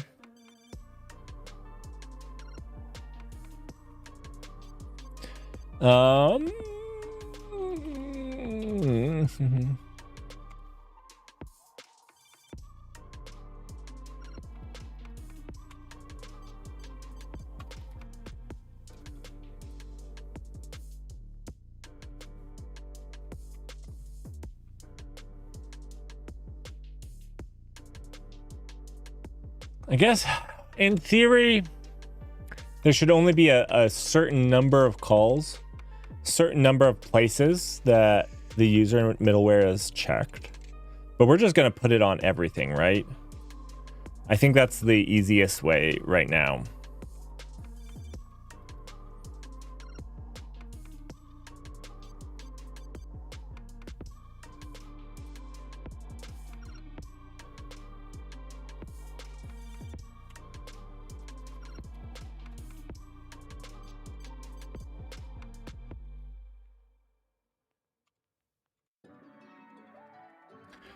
Yeah.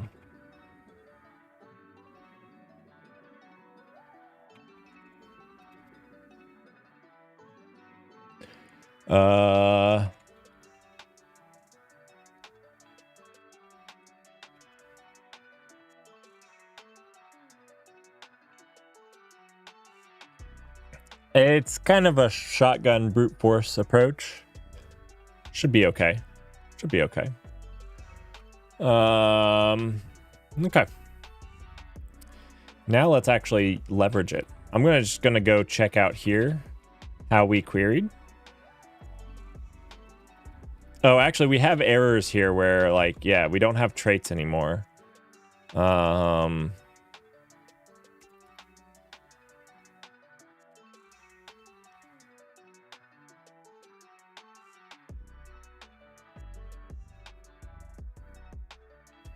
We're not even getting anything from the request on update. Let's go to new user here. We don't have a new user function. Come on. We've got to have a new user function. I guess update could always...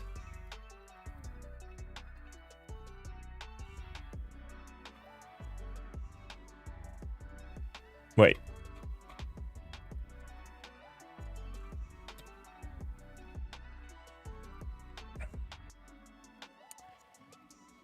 Okay, does create user... This should be like create or update, right? Does it is what I want to know.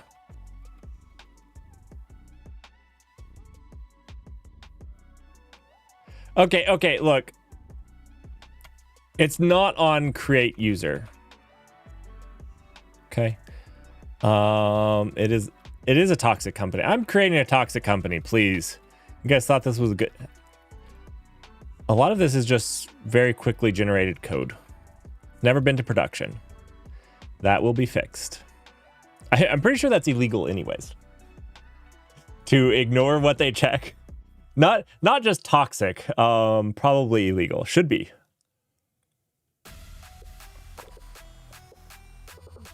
I do believe it's actually illegal though.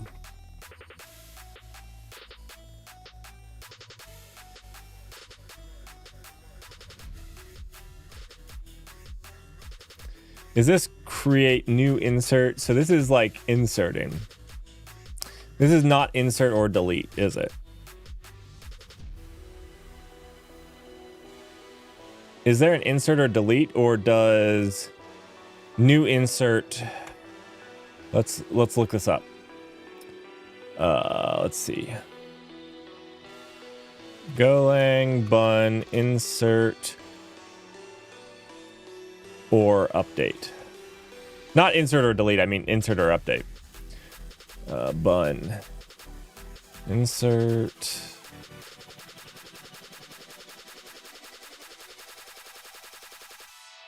I guess we can just check.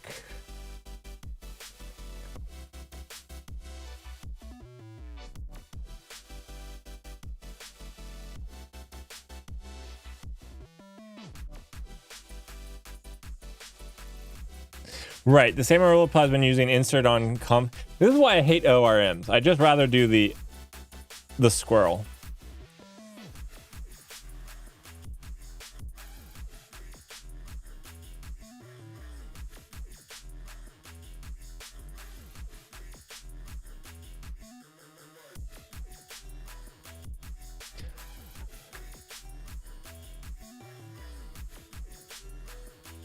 Much rather just do squirrel.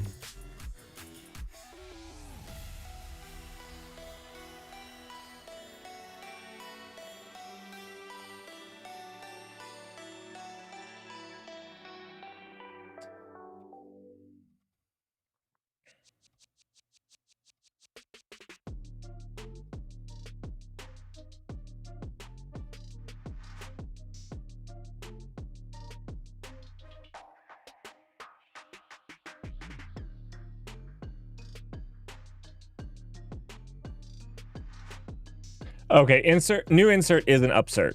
Okay.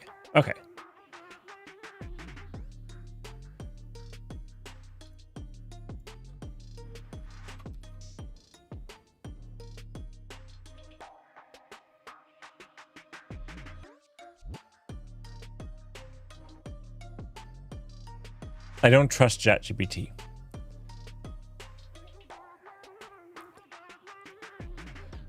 Okay, yeah, but it is an upsert. Cool. To insert a new book or update an existing one, they just use insert. Okay, so they add this. This is the important. It's not an upsert on by default. Okay. So what we need to do, create update user. And we're gonna make this a little more readable.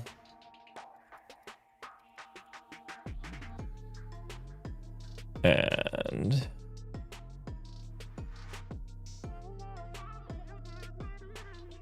no, I want a tab. My goodness.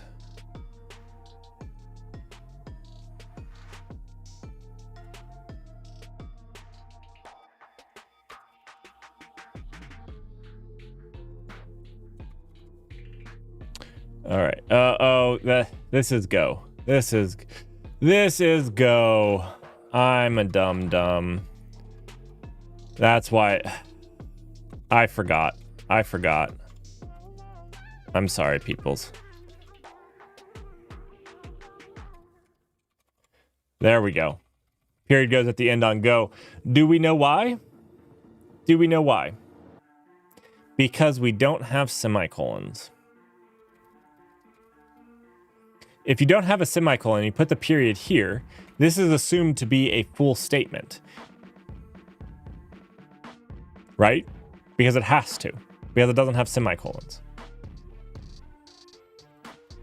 So it removes the flexibility. People didn't realize semicolons actually give you greater flexibility. But they do. It's fact. All right. This is fine, though. This is fine. I wasn't thinking about it.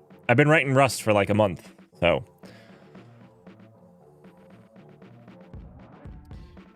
We'll fix the toxicity. The toxicity is getting fixed shortly. We're going to default it to false for right now. That's what we're going to do.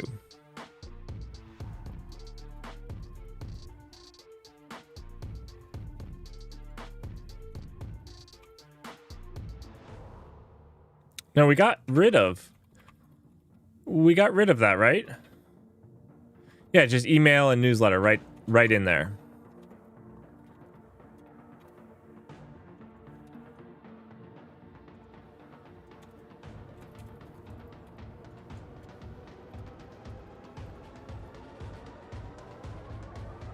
Can't type.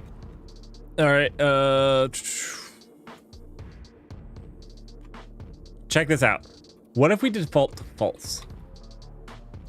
All right, we actually need to parse out. We need to actually parse out these things. I don't know.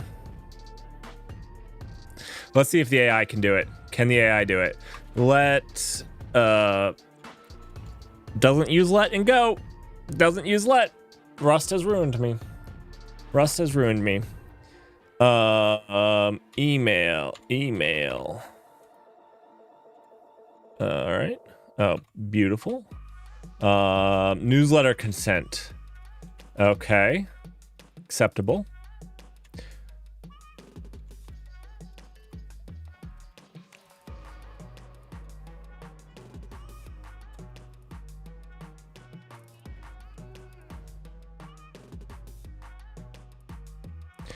It's create update. I just wanted to be more clear that it was an upsert. Maybe we should just call it upsert user. I think we should.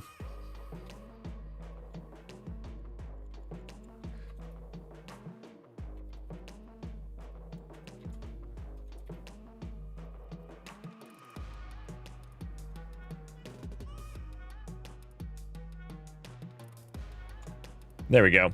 That's a little cleaner. Is this better, Russell? Does this pass the... I would put... There's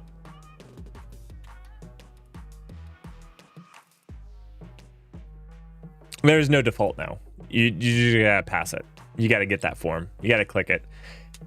And it will default to false. I am an opt-in type of person. This is what sucks about opt-in for newsletter. Or you know, like, there's a lot of companies that will like click it by default and have you unclick it. I think that's illegal now. I'm not entirely sure, but there's a reason that people do those things by default. And the reason is if you don't do it by default, nobody opts in. Nobody does. And that kind of sucks. But I think that's people's right to not. So.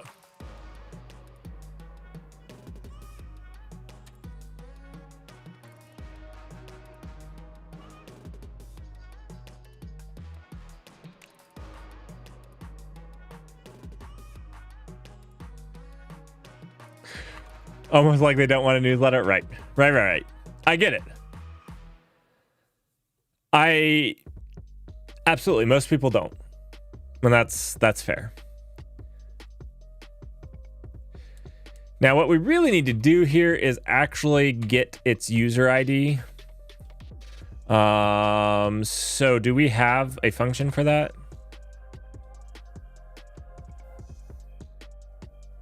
The user ID comes from...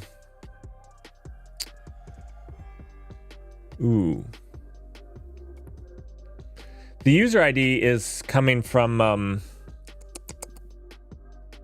the session token, right? How do we access that? How do we access? I don't remember. I don't remember.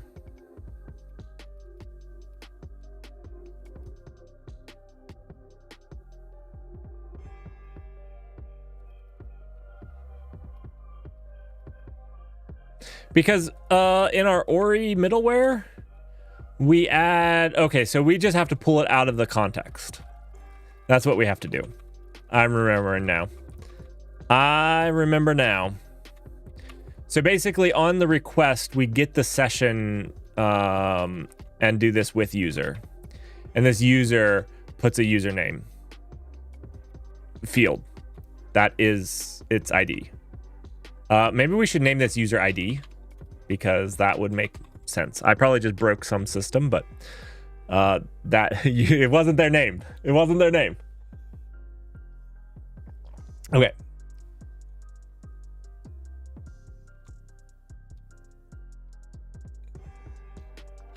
Okay, let's go back here.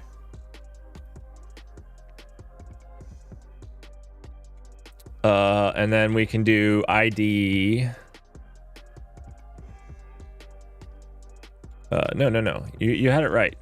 Oh no. There we go.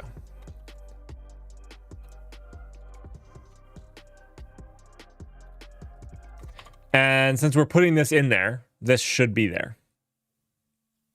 Cool. We're adding that in the context of every call.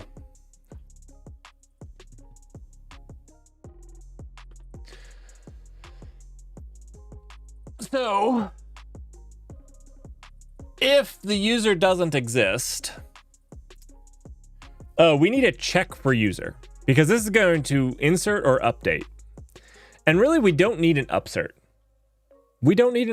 Now that I thought about it, because this whole point of this was to check, and if not, we need to get their email, or we need to get their name and stuff from them. My bad. We don't need an upsert. I changed this to an upsert. We're probably going to leave it for the time being. What we need is the ability to check.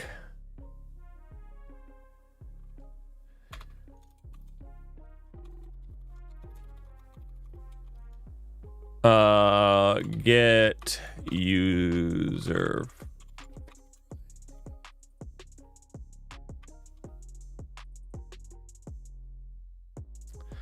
We're just going to do ID.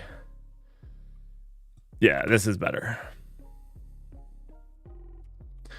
Let's see what we got auto generated for us. Let's write a comment first.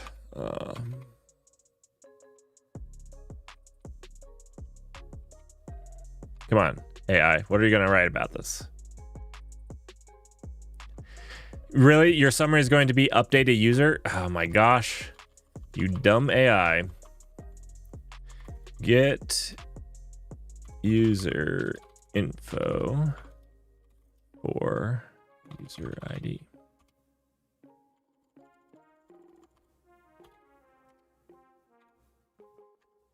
Okay, we're not doing all that. Ugh. Okay, get user ID. Let's see, we're going to select from the database. It writes better Go than I did. See, it puts the little dot out there. Beautiful. Where ID equals ID, which we're passing in. Perfect. So then you can just check it if it's nil. In theory, I guess there could be more than just not found. Like this would be connection errors or something, right?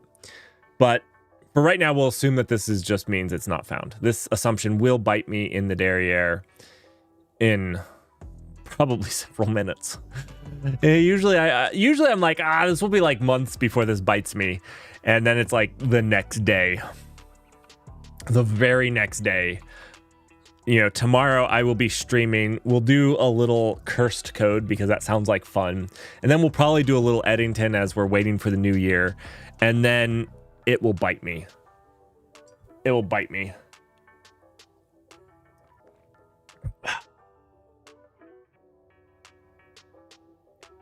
And you know what?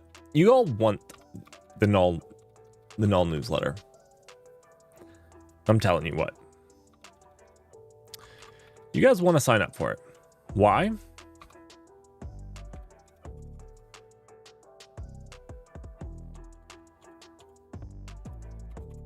I'll tell you why. How do you know when it's actually a product? I don't know who signs up for newsletters. I know that there's a lot of people that do sign up for newsletters. And I've even thought about starting like a newsletter from the Null channel where like once a week I post something. I don't know if people would be interested in that. And by like post something, I mean like kind of like the text form of what I might do for like the Mighty Mini Mondays. Whenever I do a Mighty Mini Monday and do something like what we just talked about, like what is a cloud engineer and what skills should I learn? Putting that in like a little blog post email. Would people be interested in that? I don't know. I feel like the answer is no, but all right. Let's see.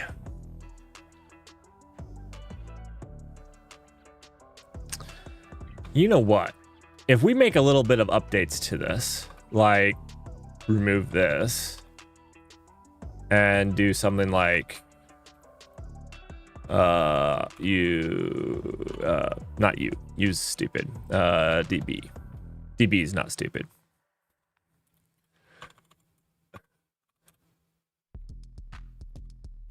Let's make this user DB.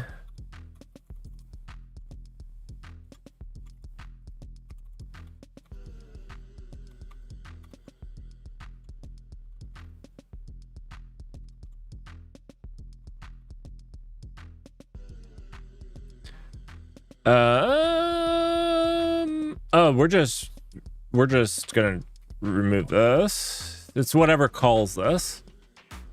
And this allows us to call this from the middleware. And I think that this actually highlights a code structure issue. Because if you look at middleware, it's a top level here, whereas this is down in users. This should be fine. This should be fine. It'll be fine.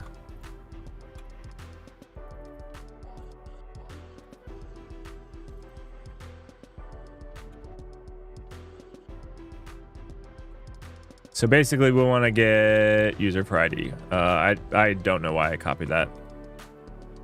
I did not mean to paste that either. All right, so what we want to do is we don't actually want this. We just want the error if it's an error.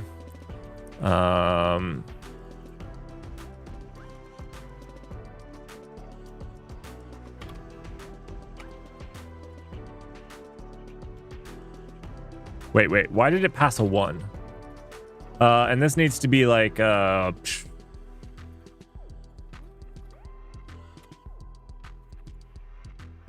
is this called? Users. Let's see, this is, it was this. Users control. It probably shouldn't be in controller, should it?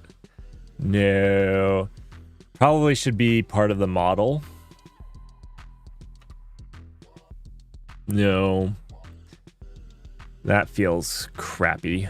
It is kind of part of the model, though. Yeah, I think it's more part of the model than it is this.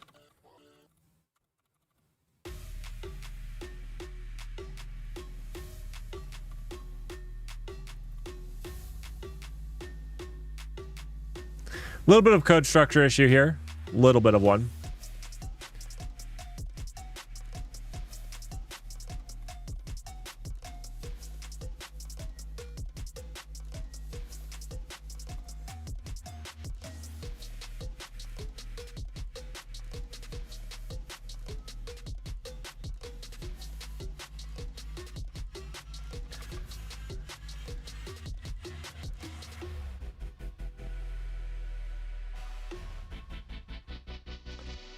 Yes, this is Go. You know, you caught me on an off day. It's not Rust today.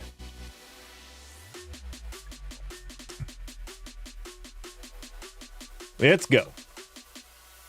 I need to integrate chat. I think I want to do it like over here somehow. What I need to do is I almost need my head and chat to take up actual screen real estate so that, you know, the terminal cuts off here. I need to figure out how to do that. And the thing is, I don't want to see my head here. So like, I don't want to put it on my screen. Dirk, it's your favorite language, Dirk. You're going to be so excited about all of this.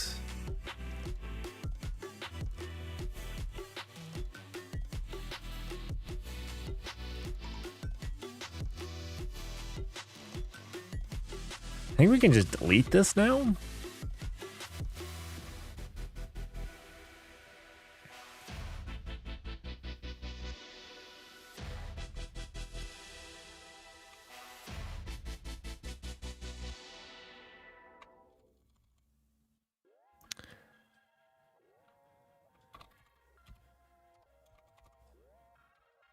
It's gonna make me actually type this out. It's so good you love it. I know. You love Go's enum support. Can I explain what I'm doing right now? You know what? That is a fantastic question. Can I explain what I'm doing right now? I need to make a YouTube video on what I'm attempting to do. You know what? Let me put this on my January to-do list, right up there with my consensus. For everybody that joined me, last week we did Raft consensus. It was a blast. We got like 3/4 of the protocol. It actually reached consensus. It doesn't do the login stuff like it's supposed to, but oh, it got it after I started typing it. Okay, this was wrong. So what am I doing here? Good question. What I'm doing is I'm trying to make a AWS killer. Now you think I'm probably insane and crazy when I state that, but that is the fact. I want to create a cloud, a cloud provider like AWS, where you don't have to worry about infrastructure, where I actually remove infrastructure from the equation. Not that I give you an abstraction layer above infrastructure. I guess it would be an abstraction layer, but the abstraction layer is you don't have to. You know, I got really annoyed where it was like I wanted to make my Twitch alerts just be deployed. This is one of the reasons I started this even. And to do it was a lot of work. It was like days of work to do it right in AWS, just to deploy the app. Come on. Now, it's probably only like 4 hours if you cheat and take some of the shortcuts that they provide, which is fine. But even then, it's a single app. Way too much. Way too much. So what we're doing is trying to make a cloud provider that completely removes your need to know anything about infrastructure. And I mean infrastructure as code.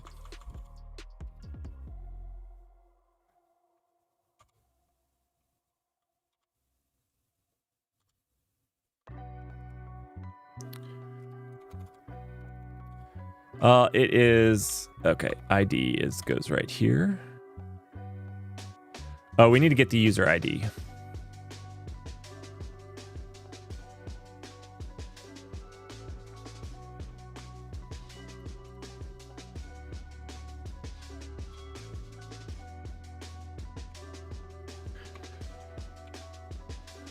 This is not right. This is... I think people correct me if I'm wrong, but I think the standard is not to use the X anymore. I believe that's the new trend. I don't know if I'm right in that or not. Hello from YouTube.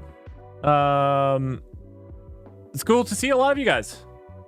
Am I dropping frames? No, I'm not dropping frames. Cool. I thought I was dropping frames. It's good to see you all.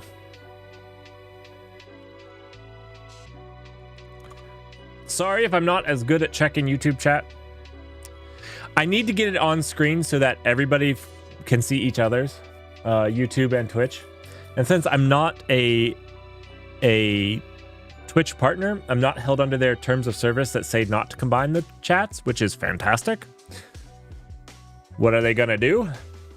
I guess they could still ban me. Well, but I don't believe I'm held under those. I see people doing it anyways.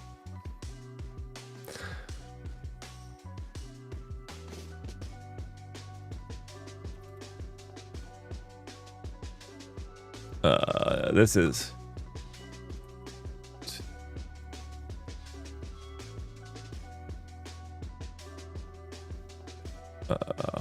Okay, I screwed something up here. Whoa. Whoa. Whoa. Oh, wait, it's not liking something. Invalid operation, value of type string is not an interface. No, it's not. It's a type string. Right? Right? This is fine. I understand it's a string. Is this Java? No.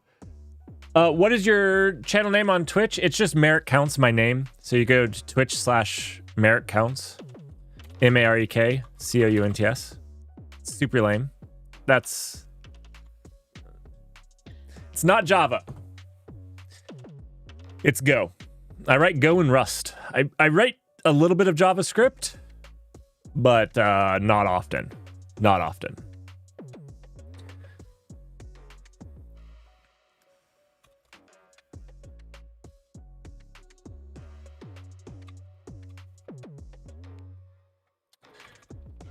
And I definitely don't... This is what I wanted. Okay. I was screwing it up. It's the... yeah. I wanted the context. Because I put it in the context. Which is then value. My bad. There we go. And we can just delete that. Okay.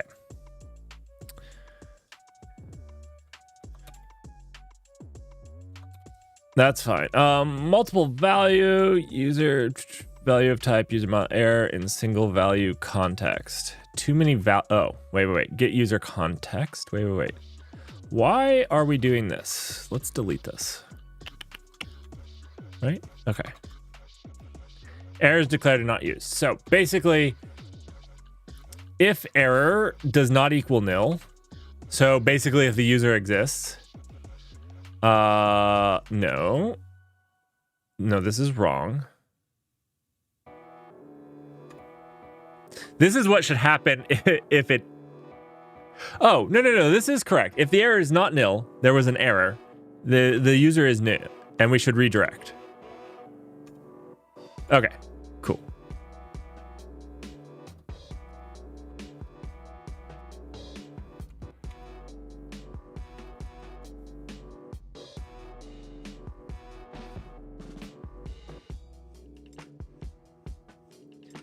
What am I actually doing? Okay, so one of the problems that we had was I made a fairly complex way of telling if there was a new user.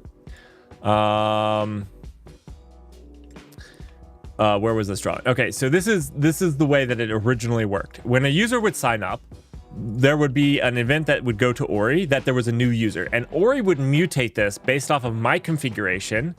That was here, this event that happens, and then via a webhook, it would send it back to our server. This was, not only was it a little bit complicated, we could get this to work.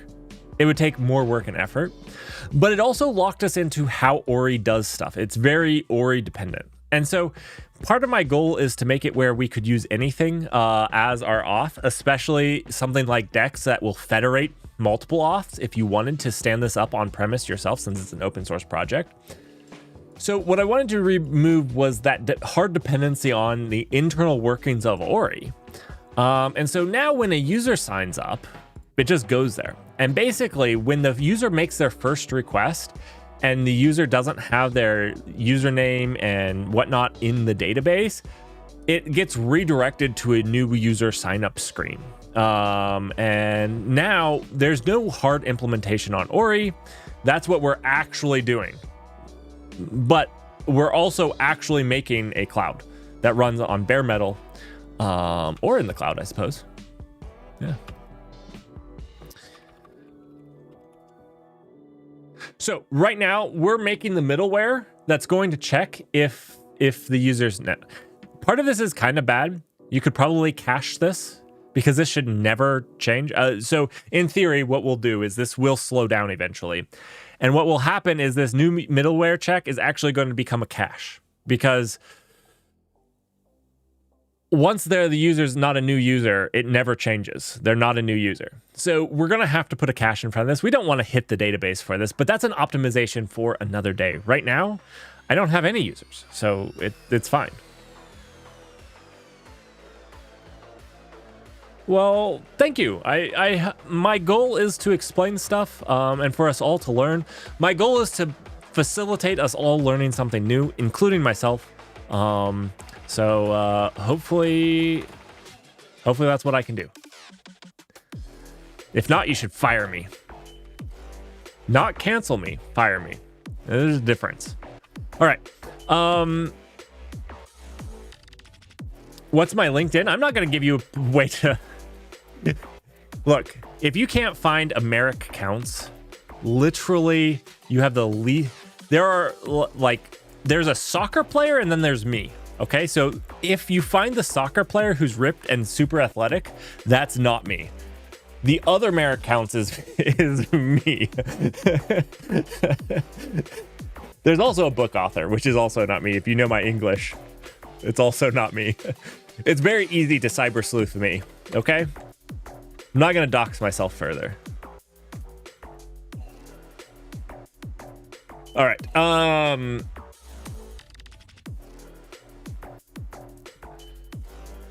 This is looking good. This is looking good. And yeah, this really should be... We shouldn't hit the database every single time. This will need to be updated to hit a cache. Basically, we'll hit the cache. If it doesn't exist in the cache, then it will... We can't assume that it's a new user. We have to have the cache then query the database.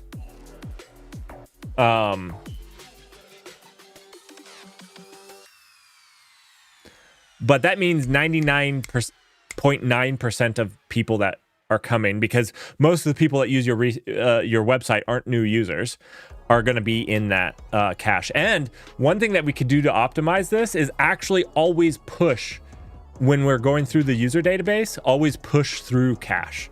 So basically, if we had this user database as a cache, user DB, and we have a cache up here that our middleware can hit,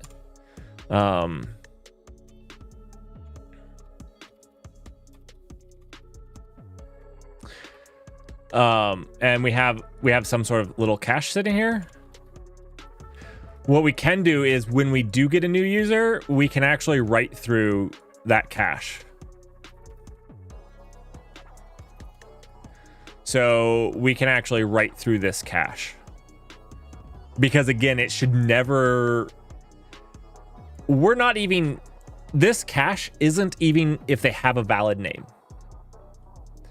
It's literally just, do they exist? That's all this middleware cares about. So it can be stale, it can be old. It doesn't matter.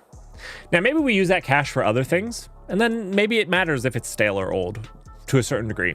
Especially if you're asking about reading your own rights. Sorry for snapping my fingers. That's probably loud. I got excited. I snap my fingers when I get excited, though.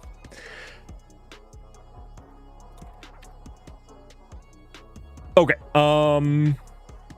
this looks good. I don't think this will compile yet, but this looks good. Sharshank, thank you so much for the follow. Thank you so much for the follow. If the stream has been a little jittery, AT&T Fiber is coming to my house at some point, hopefully in January. It still hasn't come. They tore up our yard. They replaced what they tore up, but they haven't actually yet said I can activate my service. And as soon as I do, I get 2 gigs for cheaper than what I was paying for my 100 megabytes per second. I won't get a static IP address, so we'll have to work on doing a dynamic DNS, but that's okay. That's okay. We can do that. Okay. Oh, Tilt is still running. So let's see if that actually built. Tilt is still running, right? Where is Tilt running at? It's still running, right? Yeah. Okay. So let's go check out what Tilt is. Oh, Tilt is running right here. So it's not building. It's not building. I told you it wasn't going to build.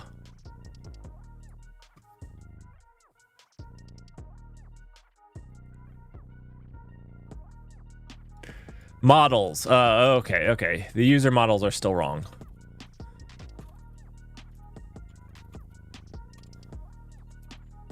Oh, yep.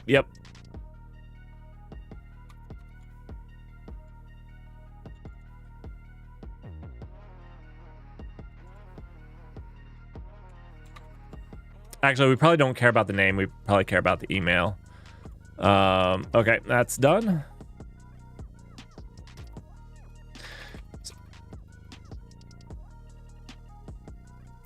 Shawshank, thank you for the follow. When our cloud is back on, you get a custom automated AI generated message that while it's down, it's down. Now I have ordered a replacement part to fix the part that's broken. I actually have a hardware issue right now. Talk about high availability. I know, high availability.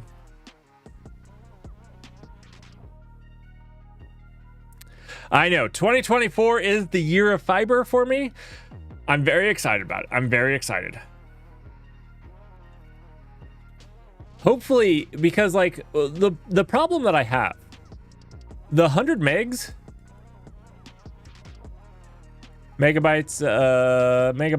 per second, it's really megabits per second actually, but the 100 megabits per second is fine, but this is only for downloads. I only get 10 up, and for streaming it's all this. It's all this, and the problem is I actually only get like 8, and it fluctuates between 4 and 8, so I'm never actually getting 8. And what was happening is I was dropping frames on the 4. The other problem is when I go and when Tilt starts building all of these things, it saturates my network and hurts my everything. It hurts my everything. It hurts my network. It saturates my network and destroys it because it's building the containers and it's pulling all those dependencies. And I don't know why pulling all the dependency always kills my network.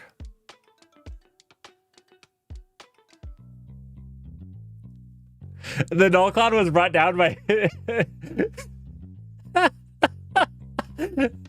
Okay, guys, Russell's not wrong. I have been dealing with this. There is a bug in the processors for the Intel processors that I have. There is a problem with the actual silicone. It's not even like you can put a firmware update and fix it. But what happens is when the battery of these cells go bad, the CPU can no longer turn on. The CPU is just like, nah, bro, I'm done. I'm good. And the CPU won't turn on anymore. And there's like nothing you can do except there's 2 solutions. Get another battery, and then the other solution, which is almost as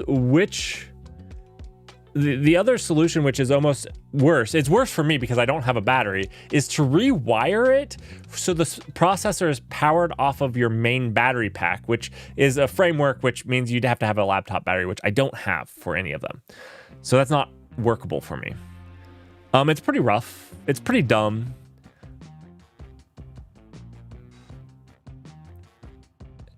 Okay, so Russell, could you do quality of service on your network to slow down Docker pulls to be at most 60%? I'm actually struggling with that with Ubiquiti. If somebody is a Ubiquiti expert, I couldn't find in the UI any way to do except quality of service for a phone network. I couldn't find where it's like, hey, for Docker stuff that's going to Docker Hub, I want to slow that down, and like crates.io, I want to slow that down to like 50% of my network. I couldn't find that. And if somebody knows, I'm sure I'm missing it. I'm sure that I'm missing it. But every documentation thing was like for phones specifically. Hey, do quality of service for your phone. And they even have an easy button that does all phone traffic. But I don't want that. It's not phone traffic for me. I want to actually specify, and that's what I had a harder time finding. I'm sure that they do it. I hope that they do it. But I couldn't find it. All right, that got it to build. Which tech stack do you actually work in? You want to know what my tech stack I actually work in? I actually work in email. That's my tech stack. There's a certain point in your career, it's called the Peter Principle, when you get, when you're really good at your job, you get promoted until you're not good at your job. And then you stop getting promoted.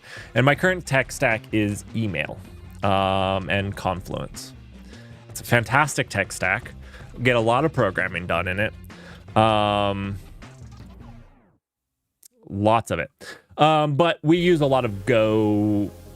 Let's see, Go and AWS. We use GitHub Actions. Yeah.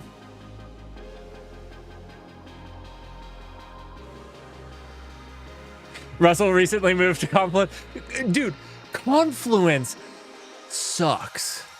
Okay? How long have we had Google Docs, Microsoft Word, where 2 people can edit it at the same time, or 10 people, and it just works kind of well? There's some hiccups.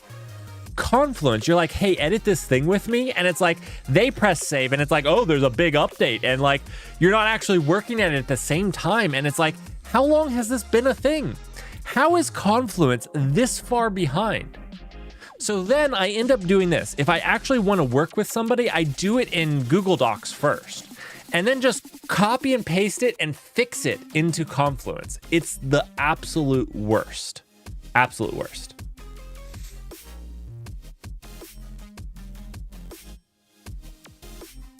Sorry.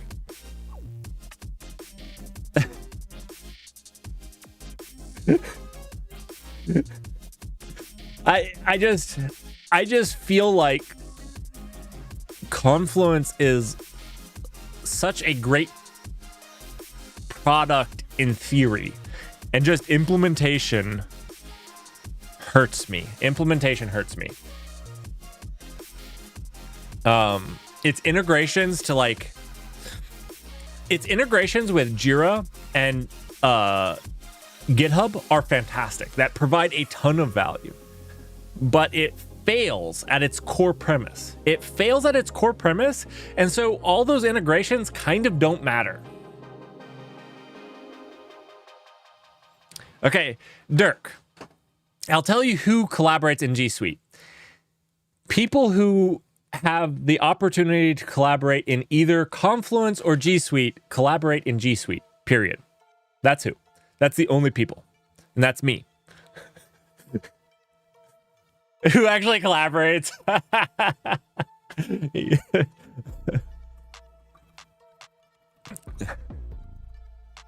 All right, we got this building. We got this building. Let's see if we actually create a new user. Okay, we're over here. Let's create a test. We gotta sign up. All right. Test at, we don't actually validate emails at this point. That's another thing that needs to come in.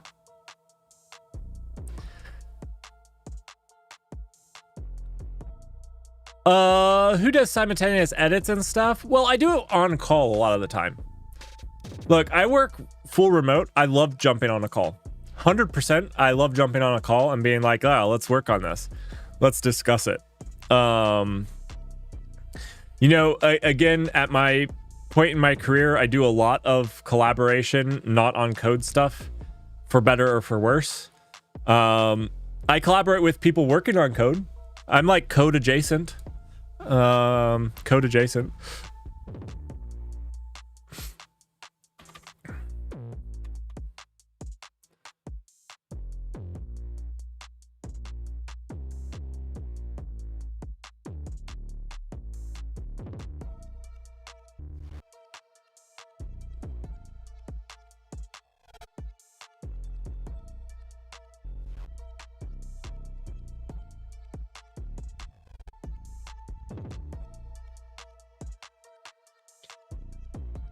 Grimpington, I think actually, yeah, I do a decent amount of async, but I do think that I value the face-to-face, just because since I work so far away from a lot of the people that I work with, and I only get to see them once in a while, I like the jumping on the call when I get a chance where it's useful. Just because it... Yeah, my GitHub. There is my GitHub is this. I'll talk to you. This is my GitHub. You go. I'm just gonna post it in chat. Since you're on YouTube, I don't have commands on YouTube, so you can't actually get it from the bot. I have to look if Nightbot supports YouTube. I don't think it does. That sucks. I need to replace Nightbot. So all my public code is here. We're working on Eddington right now. Today is Eddington work. And thanks for the sub. Thanks for the YouTube sub. Right now, YouTube doesn't have support from our awesome bot.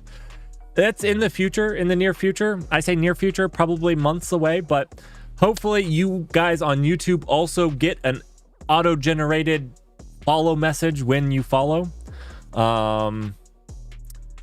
We need to work on that. There's so many things I need to work on. Okay. So we had a problem here. Cannot read properties of undefined. Reading map. Uh-oh. Uh-oh. We done screwed up in the front end. We done screwed up. Did it work, though? Did it work?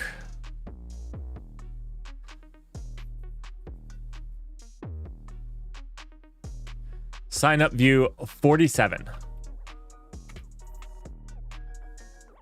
Okay, I have a question for you Vimmers out there. For your Vimmers out there. This is a problem that I keep running into, and I need a solution because I don't like it. Right now, I have different projects that are running. You know, if we look at this, we have 1, 2, 3, 4, and really, okay, we have 4 because uncategorized isn't actually 1. We can explain what that is. But anyway, we have 4 because there's a UI project. And so right now my workflow is this.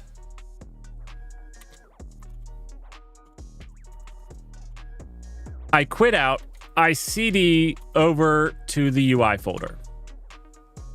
And then I Vim. That workflow sucks. I want like a way to switch where my working directory is, like jump between working directories. That's what I want.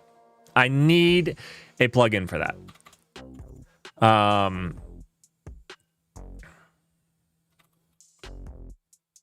Wait, what was our error? I didn't even know what, sign up.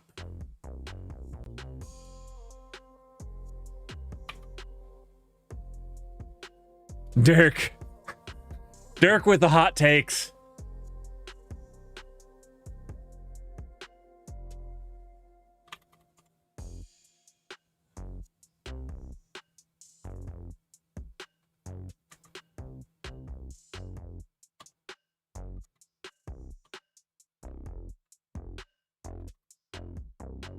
Those are fighting words. Those are fighting words. I am about to start learning coding. Can you please tell me something about it? If you like to learn and want to continuously learn, I think coding is a great thing. If you enjoy learning, enjoy reading some books. In fact, if you are serious about learning, Karen Legacy, that's what you want to go by, Karen Legacy. If you're serious about it and live inside the United States, I will send you a book. I will send you a book. You can join my Discord. I will get the link to my Discord as soon as I find the link to my Discord. Give me a second. Jump on it. I have a small book if you live in the United States or Canada, maybe Mexico. Maybe Mexico. Trying to keep price reasonable. I will send you a book that's pretty good for somebody that's wanting to start to learn.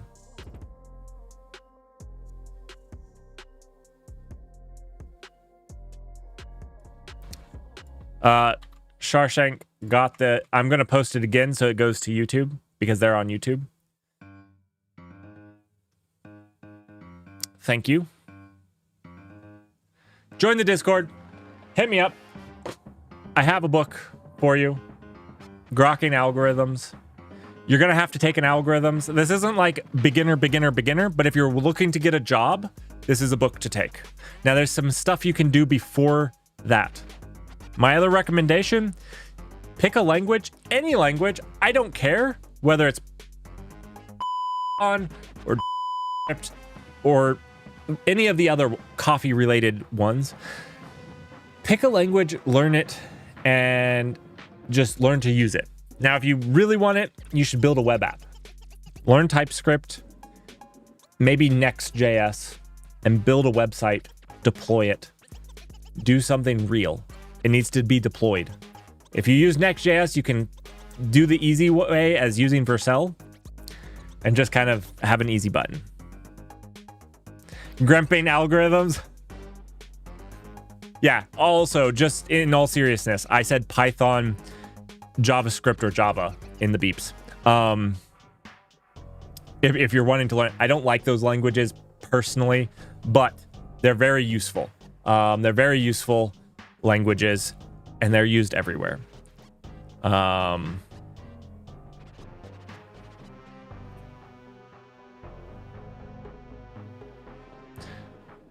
right. Let's see. Where was I going? Oh, I was looking for this. The sign up.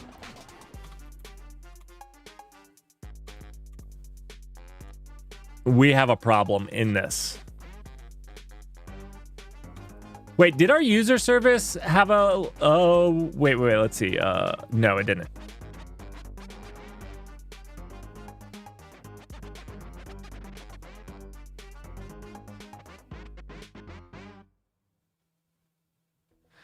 There are plugins, but you can open files. So I don't want to open files because then my language servers don't work.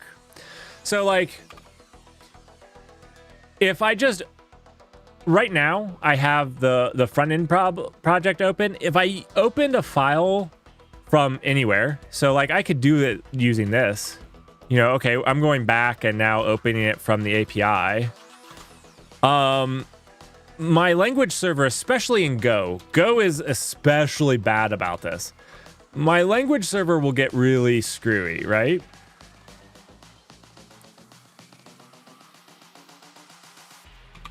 That's at least my experience.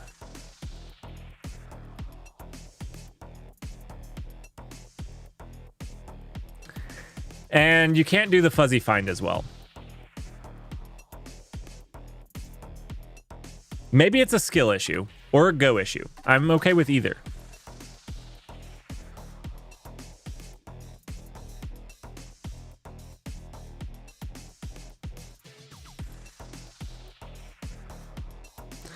All right, Grempington makes a really good point.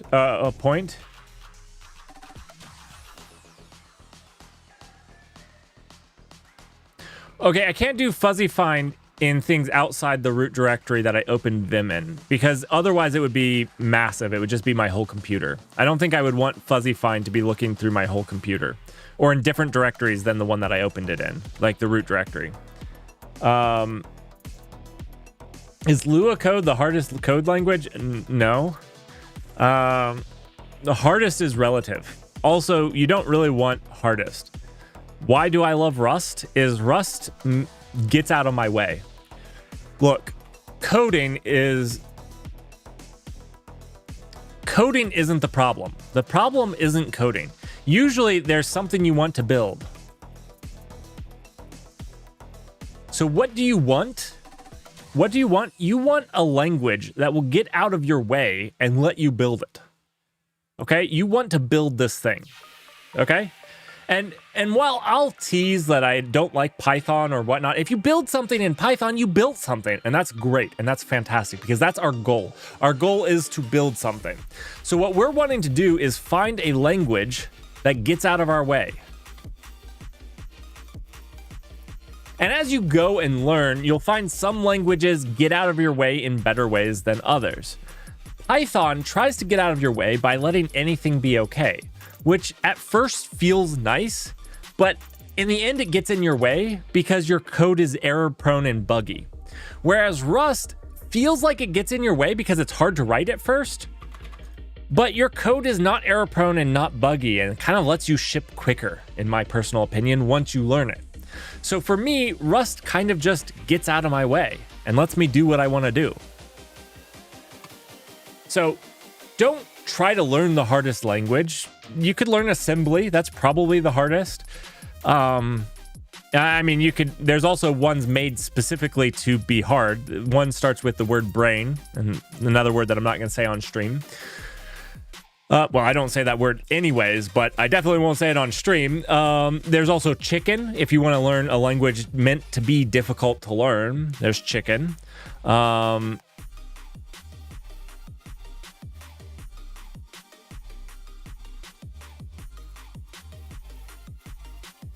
Yes, Grandpainten, you're absolutely right. That is a hard language.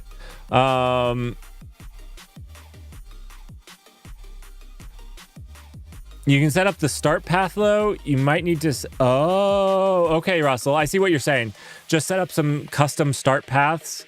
So, you know, instead of FF to open up fuzzy find, I could do like fuzzy find with a path with like FP or something.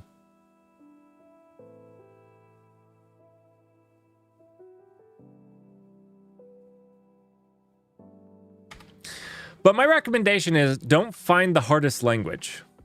Find the language that gets out of your way and lets you build what you want to build. And just do that. Now, eventually your tastes will change as you learn and progress. Once you've been burned by Python enough, you'll move on to Rust.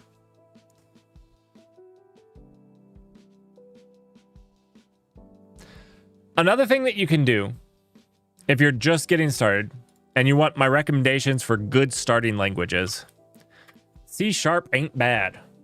C# ain't bad. Python and TypeScript. If you're just getting started, these languages are probably a place to start. They're not my favorite by far. Not my favorite, but not a bad place. The web is built on TypeScript and JavaScript. So learn these two. I'm going to put TypeScript, JavaScript.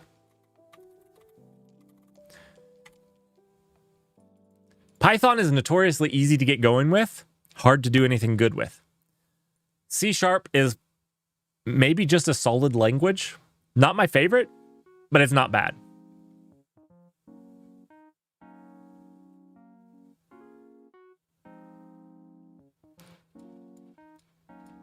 Pick one. Do something with it. If you want to build a website, learn TypeScript and JavaScript. And React. React is what's going to get you paid. React is where the money is. All those React. I was going to say corrupt React tech influencers, you know. That's where the money's at.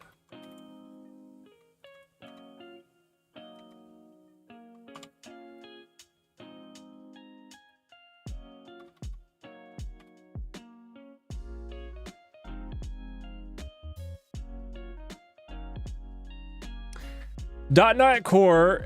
Okay, so when I say C#, C# has a lot going for it with...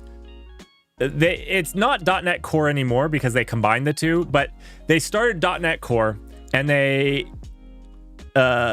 so C# brings with you all the .NET stuff, the .NET Core stuff, which got merged with the framework now, so I don't think they're separate anymore, which is all open source and brings a vast array of utilities. If you're trying to build a web front end, like an API, a REST API, my goodness, this if I knew it better, the stuff that my friends have shown me, it looks pretty nice. It looks pretty nice. It just kind of does some of the stuff really well. I love how it takes your API and it generates a Swagger file based off of your code, which means the Swagger is always representing what your code is. I love that. I absolutely love that. Something that my Rust and Go applications don't have.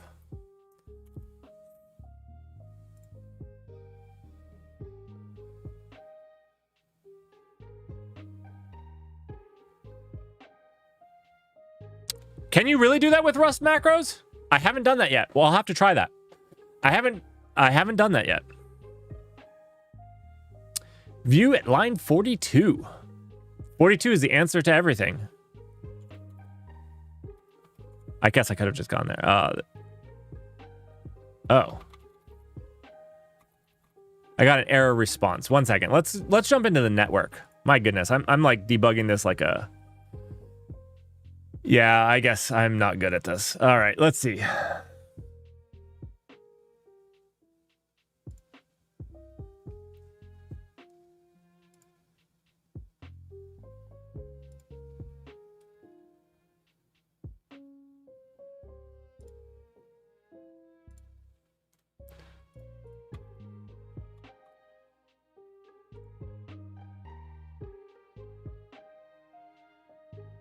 I think I'm like super zoomed in. No, I'm not. This looks super huge though.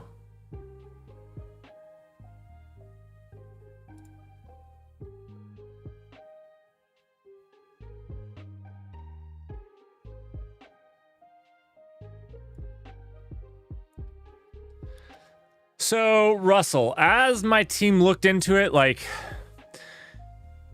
it was probably a year and a half ago. There was not something for Go unless if you use something that was not based off of Mux. So, basically, there's this project called Jin, and you had to do your stuff through Jin, and we didn't want to use Jin because Jin didn't use the context of the standard library context. So, you know, maybe there is something now. There wasn't a year and a half, 2 years ago. Auto-generated. Oh, this is a utopia. This is utopia.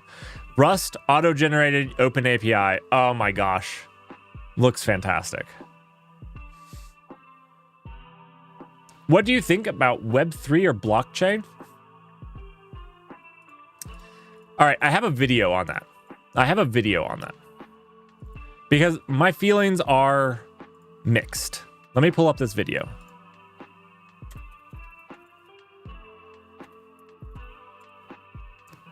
Let me pull up the video. I'm going to link it to you guys.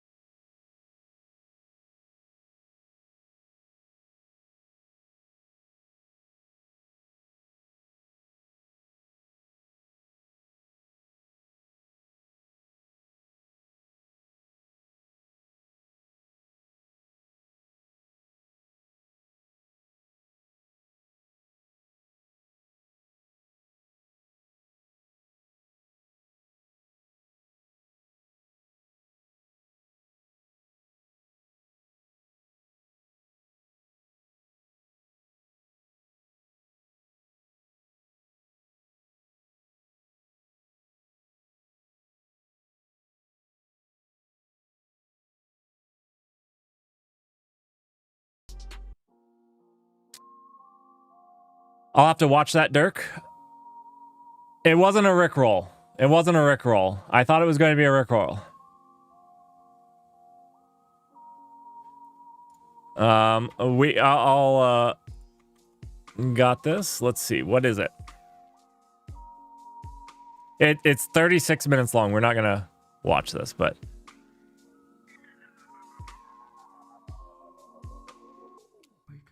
I think that this is like inspiration of like a solution looking for a problem.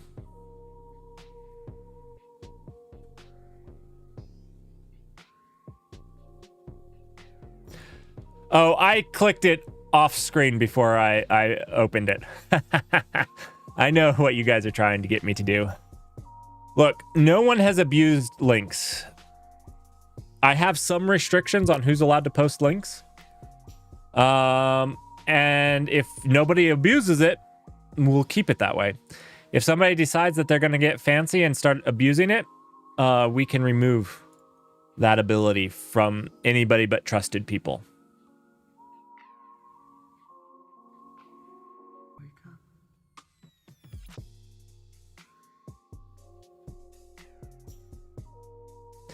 Russell, this sounds like functional programming. Oh, were you in? Were you in Discord? I got a little feisty. I apologize, though, because I do try to apologize when I'm in the wrong, and I was in the wrong. I got a little feisty. I do like concepts from functional programming. Probably why I like Rust. You know, one thing that we don't attribute to functional programming is fail fast.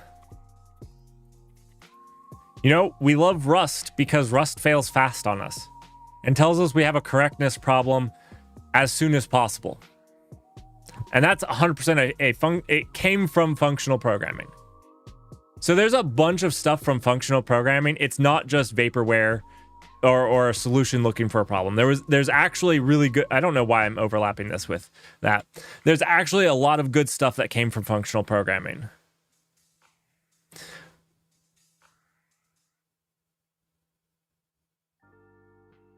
But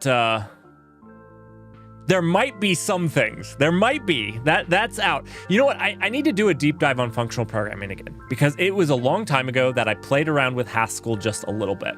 And I need to do a deep dive because I need to understand some of the arguments better. I also, you know, I've come to where I am with programming kind of, I was explaining this on Discord a little bit from like feeling. Like these things, like the fail fast, it's a feeling. It's not like sound scientific data. I want my application to tell me if it's wrong as soon as possible, because I've had times where I've deployed something I thought was right. But I haven't done like the science on it as well. So I want to get better about that a little bit. You know what I know didn't have any science behind it? TypeScript and JavaScript.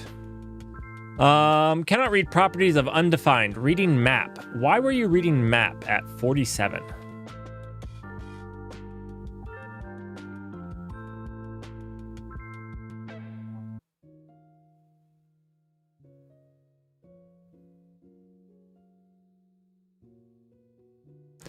Yes, Russell, I agree. There are good things that have been adopted. And I stand with you, Russell, in saying I'm not sure about the purity aspect of its use. So I'm not sure about pure functional. But again, like I said, I haven't dove deeply into Haskell. I think Haskell kind of looks gross. I love how Rust looks, but that's a side point. I'm not sure from the pure aspect. I think that there's concepts that are really good. Even monads. And some of those.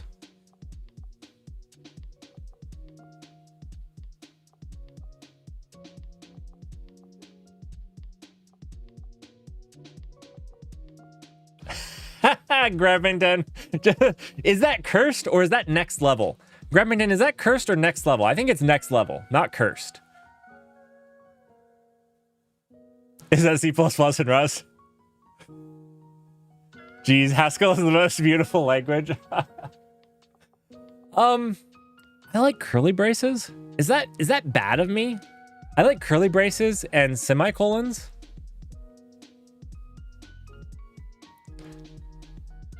So tomorrow we're going to do some cursed software. So if you want to join and have fun as we enter in the new year, we'll do a little bit of cursed software. So come throw your idea around and maybe we'll make it real.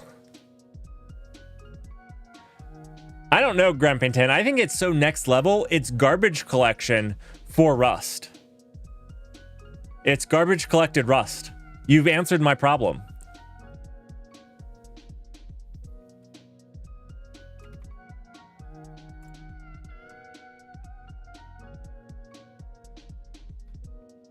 All right. It is 1:30. It is 1:30. I have family stuff to do.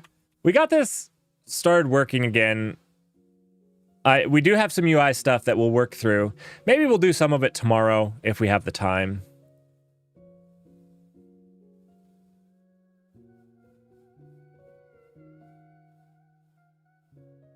I'll just suffer.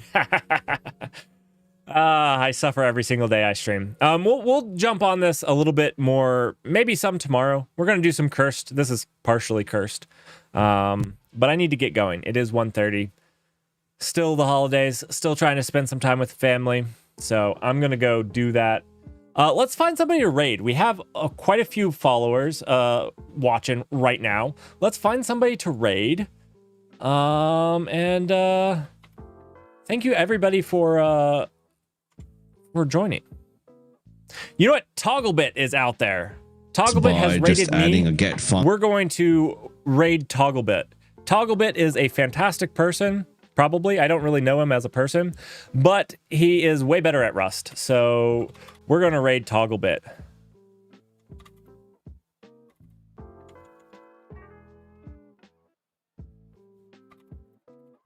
He writes a lot of Rust. He's really fantastic. Thanks everybody for joining. I hope that you've had a fun time. I've had a fun time. Go say hello to Togglebit.